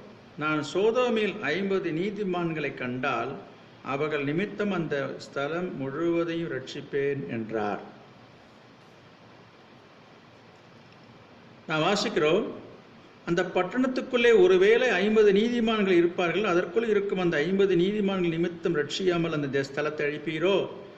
துன்மார்க்கரோட நீதிமானையும் சங்கரிப்பது உமக்கு தூரமாய் இருப்பதாக, நீதிமானையும் துன்மார்க்கனையும் சமமாய் நடப்பிப்பது உமக்கு தூரமாய் இருப்பதாக, சர்வலோக நியாயாதிபதி நீதி செய்யாது இருப்பீரோ என்றான். அதற்கு கர்த்தர், நான் சோதோமில் 50 நீதிமான்களை கண்டால் அவர்கள் நிமித்தம் அந்த ஸ்தலம் முழுவதையும் ரட்சிப்பேன் என்றார். ஆபிரகாம் கேட்கிறாரு, ஐயா சரி, அது ஒரு சின்ன பட்டணம், அவர் சொல்ற எண்ணிக்கை குறைவாக இருந்தாலும் அது ஒரு சின்ன பட்டணம், சிறிய மக்கள் தொகை உள்ள பட்டணம் தானே அது. அவர் கேட்குறாரு, ஒரு 50 நீதிமான்கள் அங்கே இருந்தால் அந்த பட்டணத்தை நீங்கள் அழிப்பீரன்னா? ஆண்டவர் சொல்ற, நான் அழிக்க மாட்டேன். திரும்ப யோசிக்கிறாரு. அவர் ஏன் திரும்ப அவர் கேட்குறாரு, யோசிக்கிறாருன்னா, ஆண்டவர் அந்த பட்டணத்தை நான் அழிக்க போறேன்னு சொல்லிட்டாக்கா ஆண்டவர் சொல்லியும் செய்யாமல் இருக்க மாட்டார். அவர் சொன்ன ஒரு முடிவு எடுத்தால் அது முடிவாக தான் இருக்கும். ஆனால் இப்போ என்ன சொல்கிறாரு, 50 நீதிமான் இருந்தால் அழிக்க மாட்டேன்னு சொல்கிறத பார்த்தா அப்போ அங்கே 50 நீதிமான்கள் இல்லைன்றது அர்த்தமாக இருக்கிறத அவன் புரிஞ்சுக்கிட்டான். இல்லைன்னா கேட்டுட்டு அதோடு விட்டுருப்பான். அப்போ அவனுக்கு ஒரு டவுட்டு, ஒருவேளை 50க்கு குறைவாக இருந்துச்சுன்னா அவர் அழிக்கிறேன்ல சொல்லிட்டு இருக்காரு. திரும்ப போய் கேட்குறான், ஒருவேளை 50 நீதிமான்களுக்கு 5 பேர் குறைந்திருப்பார்கள், எண்ணிக்கையை குறைச்சிக்கிட்டே வரான். ஐயா, ஒருவேளை ஒரு 5 பேர் குறைஞ்சிருந்தாங்கன்னா என்ன சொல்கிறீங்கன்னு. பரவாயில்ல, ஒரு 45 பேர் இருந்தாலும் பரவாயில்ல, நான் அந்த பட்டணத்தை அழிக்க மாட்டேன். யோசிச்சு பார்க்குறான். அவர் அழிப்பேன்னு சொல்லிட்டார் முதல்ல. இப்போ நான் அழிக்க மாட்டேன்னு சொல்கிறத பார்த்தா அப்போ 45 பேரும் இல்லைன்றது தெரிய வருது. சரி, நீ இறங்கி வரான். 40 பேர் இருந்தா, அதுக்கு ஆண்டவர் சொல்கிறாரு, 40 பேர் இருந்தாலும் நான் அழிக்க மாட்டேன்ப்பா. திரும்ப அப்படியே கொஞ்சம் கொஞ்சமாக 10 குறைகிறோம். 30 பேர் இருந்தா, அப்புறம் 20, அப்படியே ஒவ்வொன்றா கேட்டுகிட்டே வரான். இங்கே பாருங்க, அங்கே இருக்கு பாருங்க. அப்பொழுது அவன், ஆண்டவரே பேச துணிந்தேன், 20 நீதிமான்கள் இங்கே காணப்பட்டால் அப்படின்றான். அதற்கு அவர், 20 நீதிமான் நிமித்தம் அதை அழிப்பதில்லை என்றார். அப்பொழுது அவன், ஆண்டவருக்கு கோபம் வராது இருப்பதாக. ஐயா, கோபிச்சிக்காதீங்க, வெரி வெரி சாரி, நான் இன்னும் ஒரு விஷயம் உங்கள்கிட்ட பேசணும். 10 நீதிமான்கள் இங்கே காணப்பட்டாலோ என்றான். அதற்கு சொல்கிறாரு, 10 பேர் இருந்தால் கூட பரவாயில்லப்பா, நான் அந்த பட்டணத்தை அழிக்க மாட்டேன்னு சொல்கிறார். ஆனால் அங்கே ஒரு காரியத்தை பார்க்குறோம். அதுக்கப்புறம் ஆபிரகாம் வாயை திறக்கலை, கம்முன்னு போயிட்டாரு. அதுதான் விசித்திரமாக இருக்குது. ஒருவேளை 10 பேர் இருப்பாங்க, அழிக்க மாட்டார்னு நினச்சிட்டு போயிட்டாங்களா? பல விதத்தில் யோசிக்க வேண்டியதாக இருக்குது. சரி, பார்ப்போம். பாருங்க, 10 பேர் இருந்தாலும் அந்த சோதோமை ஆண்டவர் என்ன செஞ்சார்? அழிச்சிட்டு தான் பார்க்குறோம். முடிவு என்றது நமக்கு தெரியும். ஆண்டவர் அந்த சோதோம் குமார பட்டணத்தை சொன்னபடியவே அழிச்சிட்டார். ஆனால் ஆபிரகாம் கேட்டது என்ன? ஒரு 10 பேராவது இருக்க மாட்டாங்கன்ற எண்ணத்தில் தானே அவன் கேட்டான். அது 2 காரியம் இருக்குங்க அதில். அவன் மெயினாக யாரை மனசில் வச்சு கேட்டான்னா, அவனுடைய சகோதரனாகிய லோத்துனுடைய குடும்பத்துக்காக தான் பரிந்து பேசினான். ஐயோ, அவங்க இருக்கிறாங்களேன்னு சொல்லி. அப்போ லோத்துனுடைய குடும்பம் சொல்லும்போது அவனுடைய மனைவி, அவனுடைய 2 பிள்ளைங்க, மொத்தம் 4 பேர் ஆச்சு. இவன் ஏன் அந்த 10 பேரோடு எண்ணி நிறுத்திருப்பான்னா, அவன் வீட்டில் வேலைக்காரன்லாம் இருப்பாங்க இல்லையா, அவனுக்கு அசிஸ்டண்ட்டு கூட மாட இருப்பாங்க. எப்படி இருந்தாலும் ஒரு 10 பேர் இருக்க மாட்டாங்களா என்று எண்ணி தான் இவன் கேட்டான். ஆனால் ஆண்டவர் திட்டமாக சொல்கிறாரு, நான் 10 பேர் இருந்தாலும் நான் அழிக்க மாட்டேன்றாரு. இவன் இப்படி நினச்சானோ அப்படி நினச்சானோ தெரியல, விட்டுட்டு போயிட்டான். என்னது? சரி, 10 பேர் கூடமா இருக்க மாட்டாங்க அப்படின்னு நினச்சிருக்கலாம். ஆனால் 10 பேர் கூட இல்லாத அந்த ஊர் இருந்து தான் என்ன, இல்லாத தான் என்ன, அப்படி ஒரு வேலை நினச்சானு தெரில. அதுக்கப்புறம் அவன் கேட்கவே இல்லை. நம்ம கூட இன்றைக்கி என்ன பேசிக்கிறாங்க? அநியாயம் அக்கிரமம் பெருத்த ஊர், இந்த உலகம் இருந்து தான் என்ன, அழிஞ்சு தான் என்னன்ற மாதிரி பேசுகிறாங்கல்ல. சில நேரங்களில் கெட்ட நடக்கையிலே உள்ள மனுஷர்களை பார்த்து பேசுகிறாங்க, இவன் இருந்து ஒன்று இல்லாத ஒன்று தாங்க, இவன் எதுக்குங்க இருக்கிறான் அப்படி நம்ம ஒரு வருத்தத்தில் கோபத்தில் நம்ம பேசுகிறோம் இல்லையா? அதே போல் ஆபிரகாமுடைய எண்ணம் என்ன வந்திருக்கும்? 10 பேர் வரைக்கும் பேசிகிட்டே வந்தான். 10 பேர் கூட இல்லாத ஊர் இருந்து தான் என்ன, போனால் தான் என்ன என்று சொல்லி அவன் அப்படி சொல்லலை. ஒருவேளை அப்படி வாயை மூடி மௌனமாக இருந்தானோ தெரியல. அல்லது 10 பேர் இருப்பாங்கன்ற நம்பிக்கையிலே அவன் வாயை மூடிட்டு போனானோ தெரியல. ஆனால் ஒரு காரியம் மட்டும் தெரிகிறது, அங்கே 10 பேர் கூட அங்கே இல்லைன்றது நமக்கு தெளிவாக தெரிகிறது. ஆண்டவர் சொன்னபடியே பார்க்குறோம், அந்த பட்டணத்தை அழிக்கிறாரு. லோத்தையும் குடும்பத்தை மட்டும்தான் பாதுகாக்கிறாரு. வந்தது எத்தனை பேர்? லோத்து, அவன் மனைவி, 2 பிள்ளைங்க தான் வந்தாங்க. வேறு யாருமே வரல, வேறு யாருமே காப்பாற்றப்படலை. சரி, அதை பற்றி விவரங்களை நாம் தொடர்ச்சியாக நம்ம அடுத்த காரியத்தில் நம்ம பார்ப்போம். பாருங்க, இந்த இடத்துல நான் பார்க்கும் பொழுது ஆண்டவர் சொன்னதை நிறைவேற்றுகிறார். அப்போ அந்த பட்டணத்தில் ஒரு 10 நீதிமான்கள் கூட இல்லை என்று பார்க்கும் பொழுது அந்த பட்டணத்தை ஆண்டவர் அழிக்கிறார். இப்போ நம்ம இந்த காலகட்டத்தில் நாம் வாழ்ந்து கொண்டிருக்க இந்த காலகட்டத்துக்கு நம்ம வருவோம்.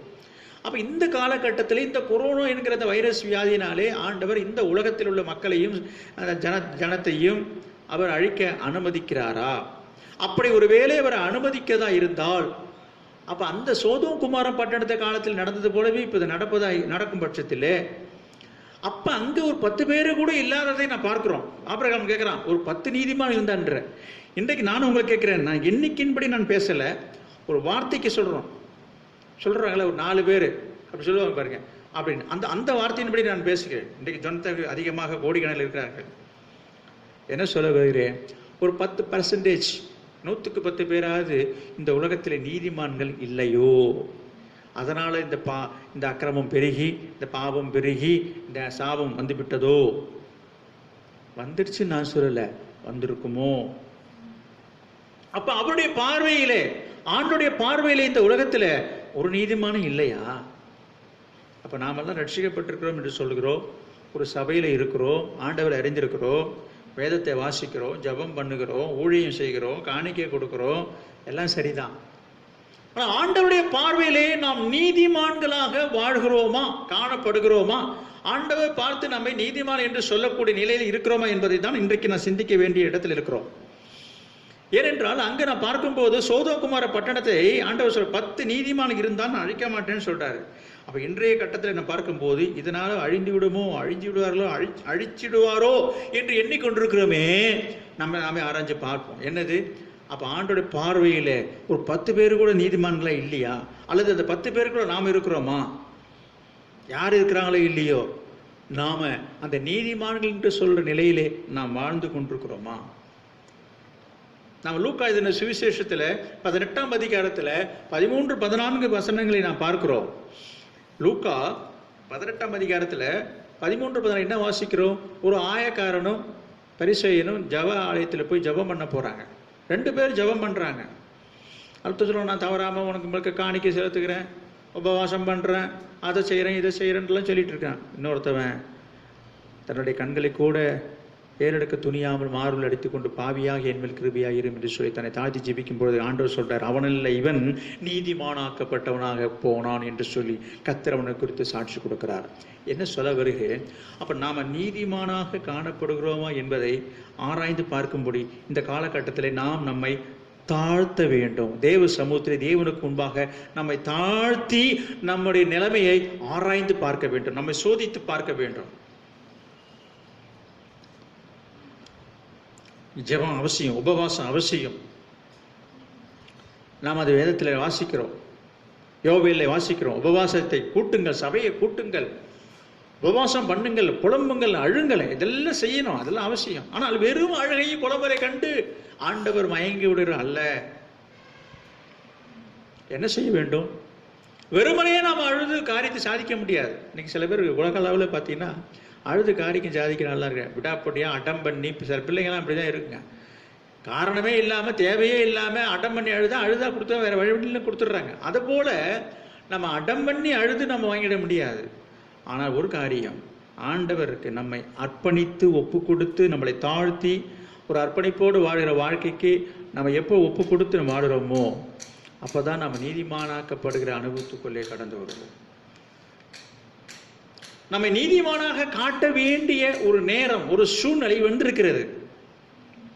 ஆண்டவர் நம்மை பார்க்கும் போது, இந்த உலகத்தில் இப்ப வாழ்ந்து கொண்டிருக்கிற நம்மை ஆண்டவர் அந்த மேலேருந்து நம்மை பார்க்கும் பொழுது அவருடைய பார்வையிலே அவருக்கு முன்பாக நாம் நீதிமானாக வாழ்கிறோமா? நம்மை பார்த்து அவர் நீதிமான் என்று சொல்லுவாரா? ஆதியாகமம் 6ஆம் அதிகாரம் 9வது வசனத்தில் நான் வாசிக்கிறோம். நோவாவுடைய வம்ச வரலாறு பார்க்கும் பொழுது இப்படி சொல்லப்பட்டிருக்கிறது. நோவா தன் காலத்தில், பாருங்க, நோவாவின் வம்ச வரலாறு. நோவா தன் காலத்தில் இருந்தவர்களுக்குள்ளே நீதிமானும் உத்தமனுமாய் இருந்தான். நோவா தேவனோடு சஞ்சரித்து கொண்டிருந்தான் என்று போட்டிருக்கிறது. எனவே நமக்கு இப்படிப்பட்ட ஒரு நல்ல சாட்சி வேண்டும்.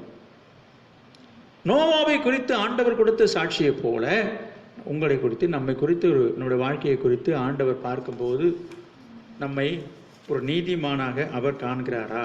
அவருடைய பார்வையிலே நாம் நீதிமானாக வாழ்ந்து கொண்டிருக்கிறோமா? நாம் எப்படிப்பட்டவர்களாக இருக்கிறோம்?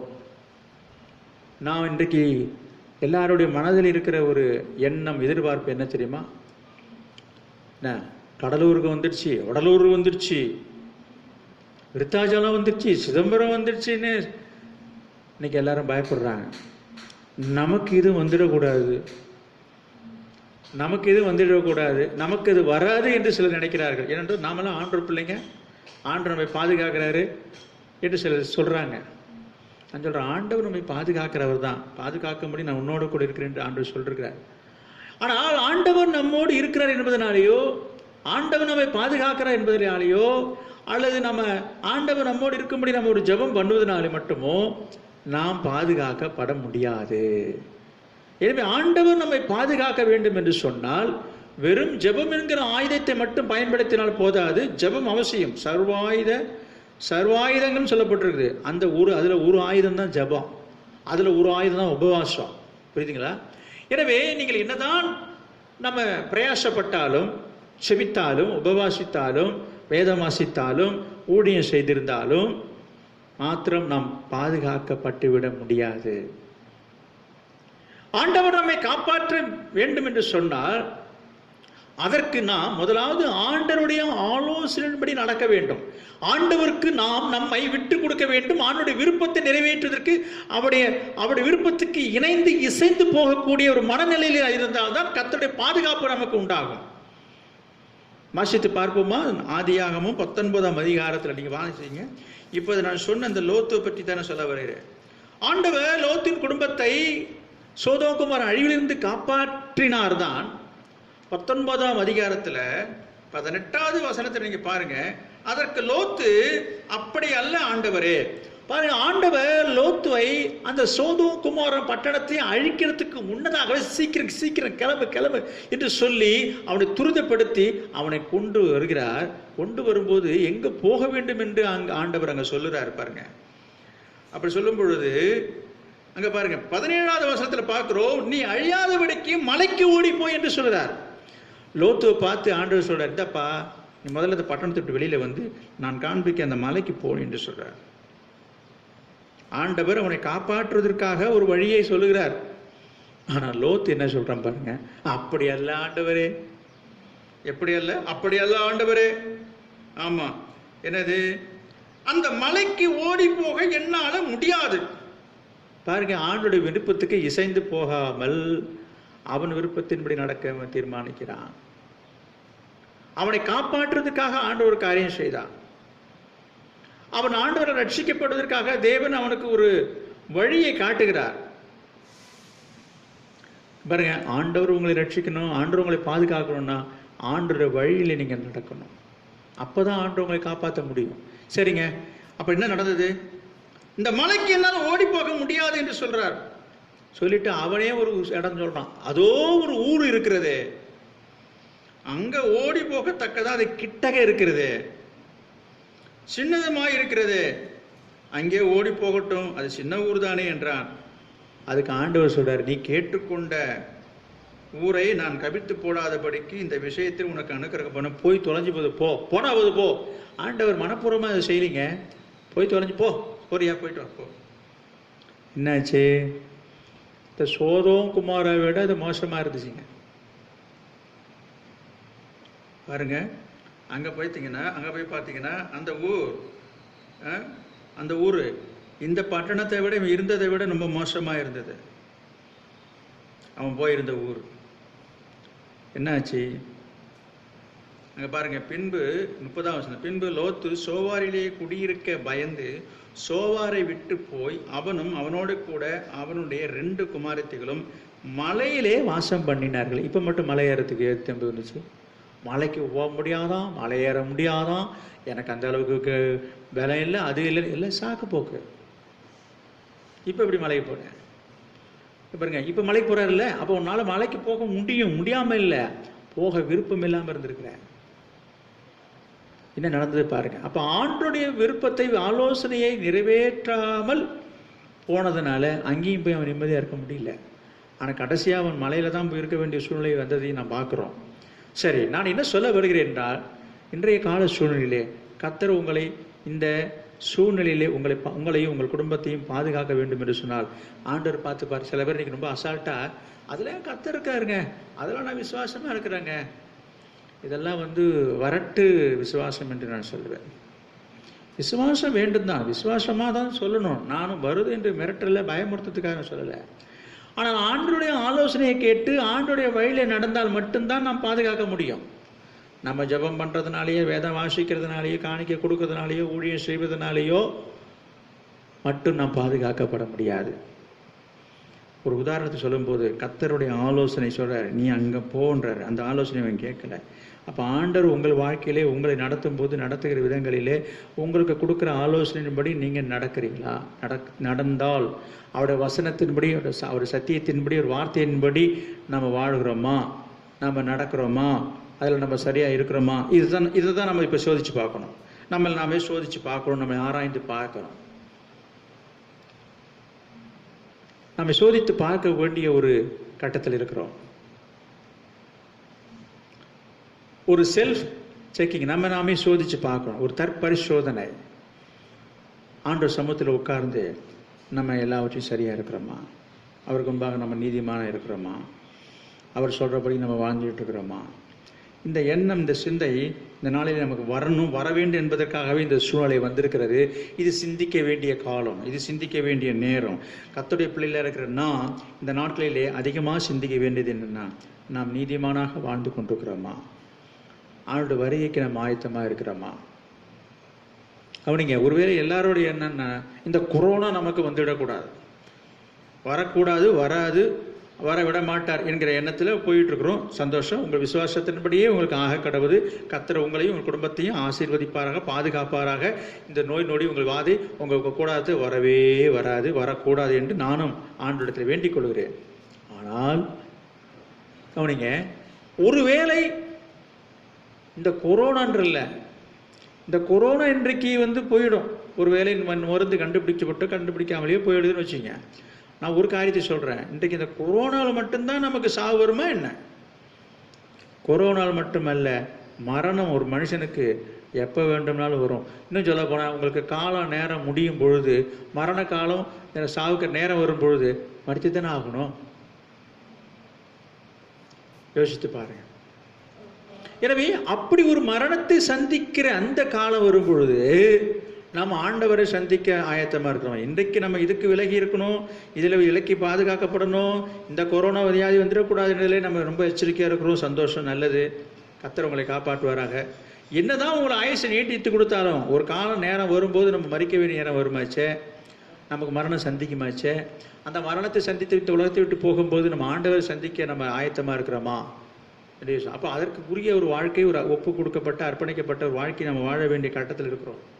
எனவே அந்த எண்ணத்தோடு, அந்த சிந்தனையோடு நம்ம வாழ வேண்டும். அதற்கு நம்ம ஆயத்தப்படுத்த வேண்டும். அதற்காக ஒரு எச்சரிப்பாக தான் ஆண்டவர் இந்த நாளிலே இந்த சம்பவங்களை இந்த உலகத்திலே அவர் அனுப்பி வைத்திருக்கிறார். எனவே நாட்கள் பொல்லாதவைகளாக இருக்கிறபடினால் காலத்தை பிரயோஜனப்படுத்திக் கொள்ளுங்கள் என்று சொல்லப்பட்டிருக்கிறது. எனவே பொல்லாத காலங்கள், பொல்லாத காரியங்கள் நடந்து கொண்டிருந்தாலும் இது நம்ம ஆவிக்கேற்ற விதமாக, ஆவிக்குரிய வாழ்க்கைக்கு, ஆத்மாவுக்கு ஏற்ற விதமாக நாம் இதை பயன்படுத்தி கொள்ள வேண்டும்.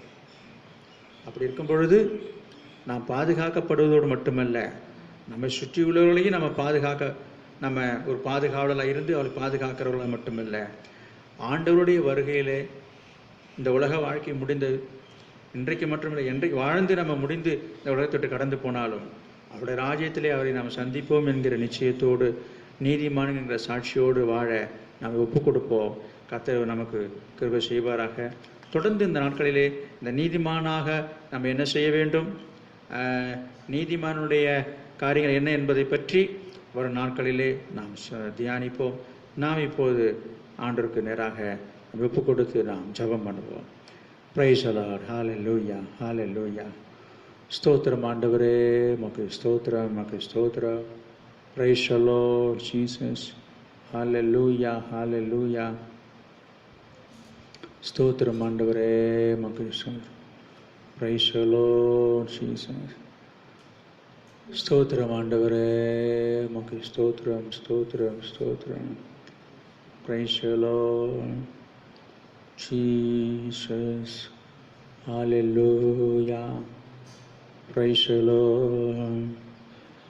காக்கும் தெய்வம் இயேசு இருக்க கலக்கம் ஏன் மனமே, கண்ணீரேன் மனமே. காக்கும் தெய்வம் இயேசு இருக்க கலக்கம் ஏன் மனமே, கண்ணீரேன் மனமே. இதுவரை உன்னை நடத்தின தேவன் இனியும் நடத்தி செல்வார், எபிரேசர் அவர்தானே. இதுவரை உன்னை நடத்தின தேவன் இனியும் நடத்தி செல்வார், எபிரேசர் அவர்தானே, எபிரேசர் அவர்தானே. ஆக்கும் தெய்வம் இயேசு இருக்க கலக்கம் ஏன் மனமே, கண்ணீர் ஏன் மனமே. காண்கின்ற உலகம் நமது இல்லை, காணாத பரலோகம்தான் நமது குடியிருப்பு. காண்கின்ற உலகம் நமது இல்லை, காணாத பரலோகம்தான் நமது குடியிருப்பு. நமது குடியிருப்பு. காக்கும் தெய்வம் இயேசு இருக்க, கலக்கம் ஏன் மனமே, கண்ணீர் ஏன் மனமே. காக்கும் தெய்வம் இயேசு இருக்க, கலக்கம் ஏன் மனமே, கண்ணீர் ஏன் மனமே. பரிசுத்த பிள்ளைங்க, நல்ல பிதாவே, நாங்கள் உம்மை ஸ்தோத்திரிக்கிறோம். இந்த கடைசி காலங்களிலே, கடைசி நாட்களிலே நாங்கள் வாழ்ந்து கொண்டிருக்கிறோம். உடைய வருகை நாட்களிலே உடைய வருகையை எதிர்நோக்கி நாங்கள் காத்து கொண்டிருக்கிறோம். உடைய கிருபையினாலே நாங்கள் ரட்சிக்கப்பட்டு, நீர் இரத்தத்தினாலே எங்களை மீட்டெடுத்து கழுவி சுத்திகரித்து, நீர் எங்களை உடைய சொந்த ஜனமாக உடைய பிள்ளைகளாக எங்களை நீர் மாற்றியிருக்கிறீர், ஏற்றுக்கொண்டிருக்கிறீர். எங்களை ஒரு நல்ல ஒரு சபையிலே வைத்து எங்களை நடத்தி கொண்டு வருகிறீர். உமக்கு ஸ்தோத்திரம்.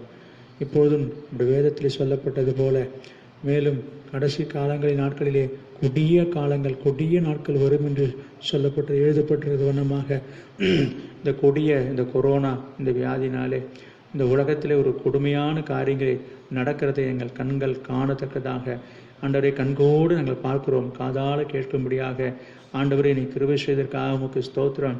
இதெல்லாம் பார்க்கின்ற காலங்களிலே நாங்கள் உணர்வடைந்து ஆண்டவரே உமக்கு முன்பாக நாங்கள் கர்த்தாவே ஒரு நீதிமானாய் வாழத்தக்கதாக அதற்கு உரிய தகுதிகளை ஆண்டவர் உடையவர்களாக எங்களை மாற்றுவீராக. இந்த நாளத்தில் இந்த நேரத்திலேயே தன்னை அதுக்கென்று ஒப்பு கொடுத்து ஜெபிக்கிற உடைய பிள்ளைகளை நீர் ஆதரிப்பீராக, ஆசீர்வதிப்பீராக. ஆண்டவரே உமக்கு ஸ்தோத்திரம். லோத்துவை போல அல்ல, உம்முடைய வழி நடத்தலுக்கு உம்முடைய ஆலோசனைக்கும் கீழ்ப்படிந்து நடக்கிற ஒரு இருதயத்தை எனக்கு தாரும். எங்கள் இஷ்டப்படி எங்கள் விருப்பப்படி அல்ல, உம்முடைய விருப்பத்தின்படி நடக்க, உம்முடைய சித்தத்தை மாற்ற செயல்படுத்த ஆண்டவர் உதவி செய்யுங்கப்பா. உங்களுடைய ஆலோசனைப்படி வாழ உதவி செய்யுங்கப்பா. ஆண்டு வழி காட்டுங்கப்பா, வழி நடத்துங்கப்பா. இன்றைக்கு இந்த பாதிக்கப்பட்டிருக்க இந்த கொரோனா இதனால் பாதிக்கப்பட்டதற்காக ஜெபிக்கிறோம் ஐயா. கர்த்தர் அவர்களை ரட்சிப்பீராக, அவருடைய ஜீவனை மீட்பீராக, திரும்பமாக உயிர்ப்பிப்பீராக. ஆண்டவரே இந்த நோய்கள் பரவாதபடிக்கு நீர் ஆண்டவரே எல்லையிலே கர்த்தாவே தேசத்திலேயும் ஆண்டவரே ரத்தத்தை நீ தெளிப்பீராக. ஆண்டவரே உமக்கு ஸ்தோத்திரம், ஸ்தோத்திரம். நான் தேசத்தை விட்டு உலகத்தை விட்டே அகன்று போகும்படியாக ஆண்டவர் நல்ல தீர்வை ஆண்டவர் ஏற்படுத்தி தரும்படியாக ஜெபிக்கிறோம் ஆண்டவரே. ஆண்டவரே உமக்கு ஸ்தோத்திரம். வார்த்தையில் கேட்ட அனைவரும் மீதும் பரிசுத்த ஆவியானவர் தாமே இறங்கி அபரிதமாய் ஒரு அபிஷேகத்தை நிரப்பி ஆசீர்வதித்து ஒரு பாதுகாப்பீராக. உங்களுடைய பிள்ளைகளையும் உங்களுடைய விசுவாச பிள்ளைகள் வார்த்தையை வசனத்தை கேட்ட ஒவ்வொரு விசுவாச குடும்பத்தை குடும்பமாக பேர் பேராக நீர் அந்த குடும்பத்தை பாதுகாப்பீராக. நீருடைய நீதிமானாக மாற்றுவீராக, நீதிமானாக வாழ வைப்பீராக. ஆண்டவரே உமக்கு ஸ்தோத்திரம். அந்த உன்னத அனுபவத்துக்கு வாழ நீர் அவளை ஆயத்தப்படுத்துவீராக, தகுதிப்படுத்துவீராக, பரிசுத்தப்படுத்துவீராக, பக்குவப்படுத்துவீராக. ஆண்டவரே உமக்கு ஸ்தோத்திரம், உமக்கு ஸ்தோத்திரம். எந்த தீங்கும் வாதையும் உடைய பிள்ளைகளின் குடும்பத்தையும் வீட்டையும் அணுகாமல் கர்த்தர் நீ காக்க வேண்டும் என்று சொல்லி ஜெபிக்கிறோம். பாதுகாக்கும்படியாக ஜெபிக்கிறோம். லோத்தின் குடும்பத்தை பாதுகாத்தது போல உடைய பிள்ளைகளின் குடும்பத்தை நீ பாதுகாக்கும்படியாக நாங்கள் ஜெபிக்கிறோம். சபையும் சபை மக்களையும் விசுவாச குடும்பங்களையும் பாதுகாத்தருளும், ஆசீர்வதியும். இயேசுவின் நாமத்தில் ஜெபிக்கிறோம் நல்ல பிதாவே, ஆமென். ஆத்துமாவே கர்த்தரை ஸ்தோத்திரி, என் முழுவலுமே அவருடைய பரிசுத்த நாமத்தை ஸ்தோத்திரி. என் ஆத்துமாவே கர்த்தரை ஸ்தோத்திரி, கர்த்தர் செய்த சகல உபகாரங்களையும் மறவாதே. ஆமென். நம்முடைய கர்த்தராகிய இயேசு கிறிஸ்துவினுடைய கிருபையும் பிதாவாகிய தேவனுடைய அன்பும் பரிசுத்த ஆவியானுடைய அந்யோன்ய ஐக்கியமும் இப்பொழுதும் எப்பொழுதும் சதா காலங்களிலும் நம் அனைவரோடும் சகல பரிசுத்தவான்களும் கூட தங்கியிருப்பதாக. ஆமென், ஆமென். Price the Lord. கர்த்தர் உங்கள் அனைவரையும் ஆசீர்வதிப்பாராக.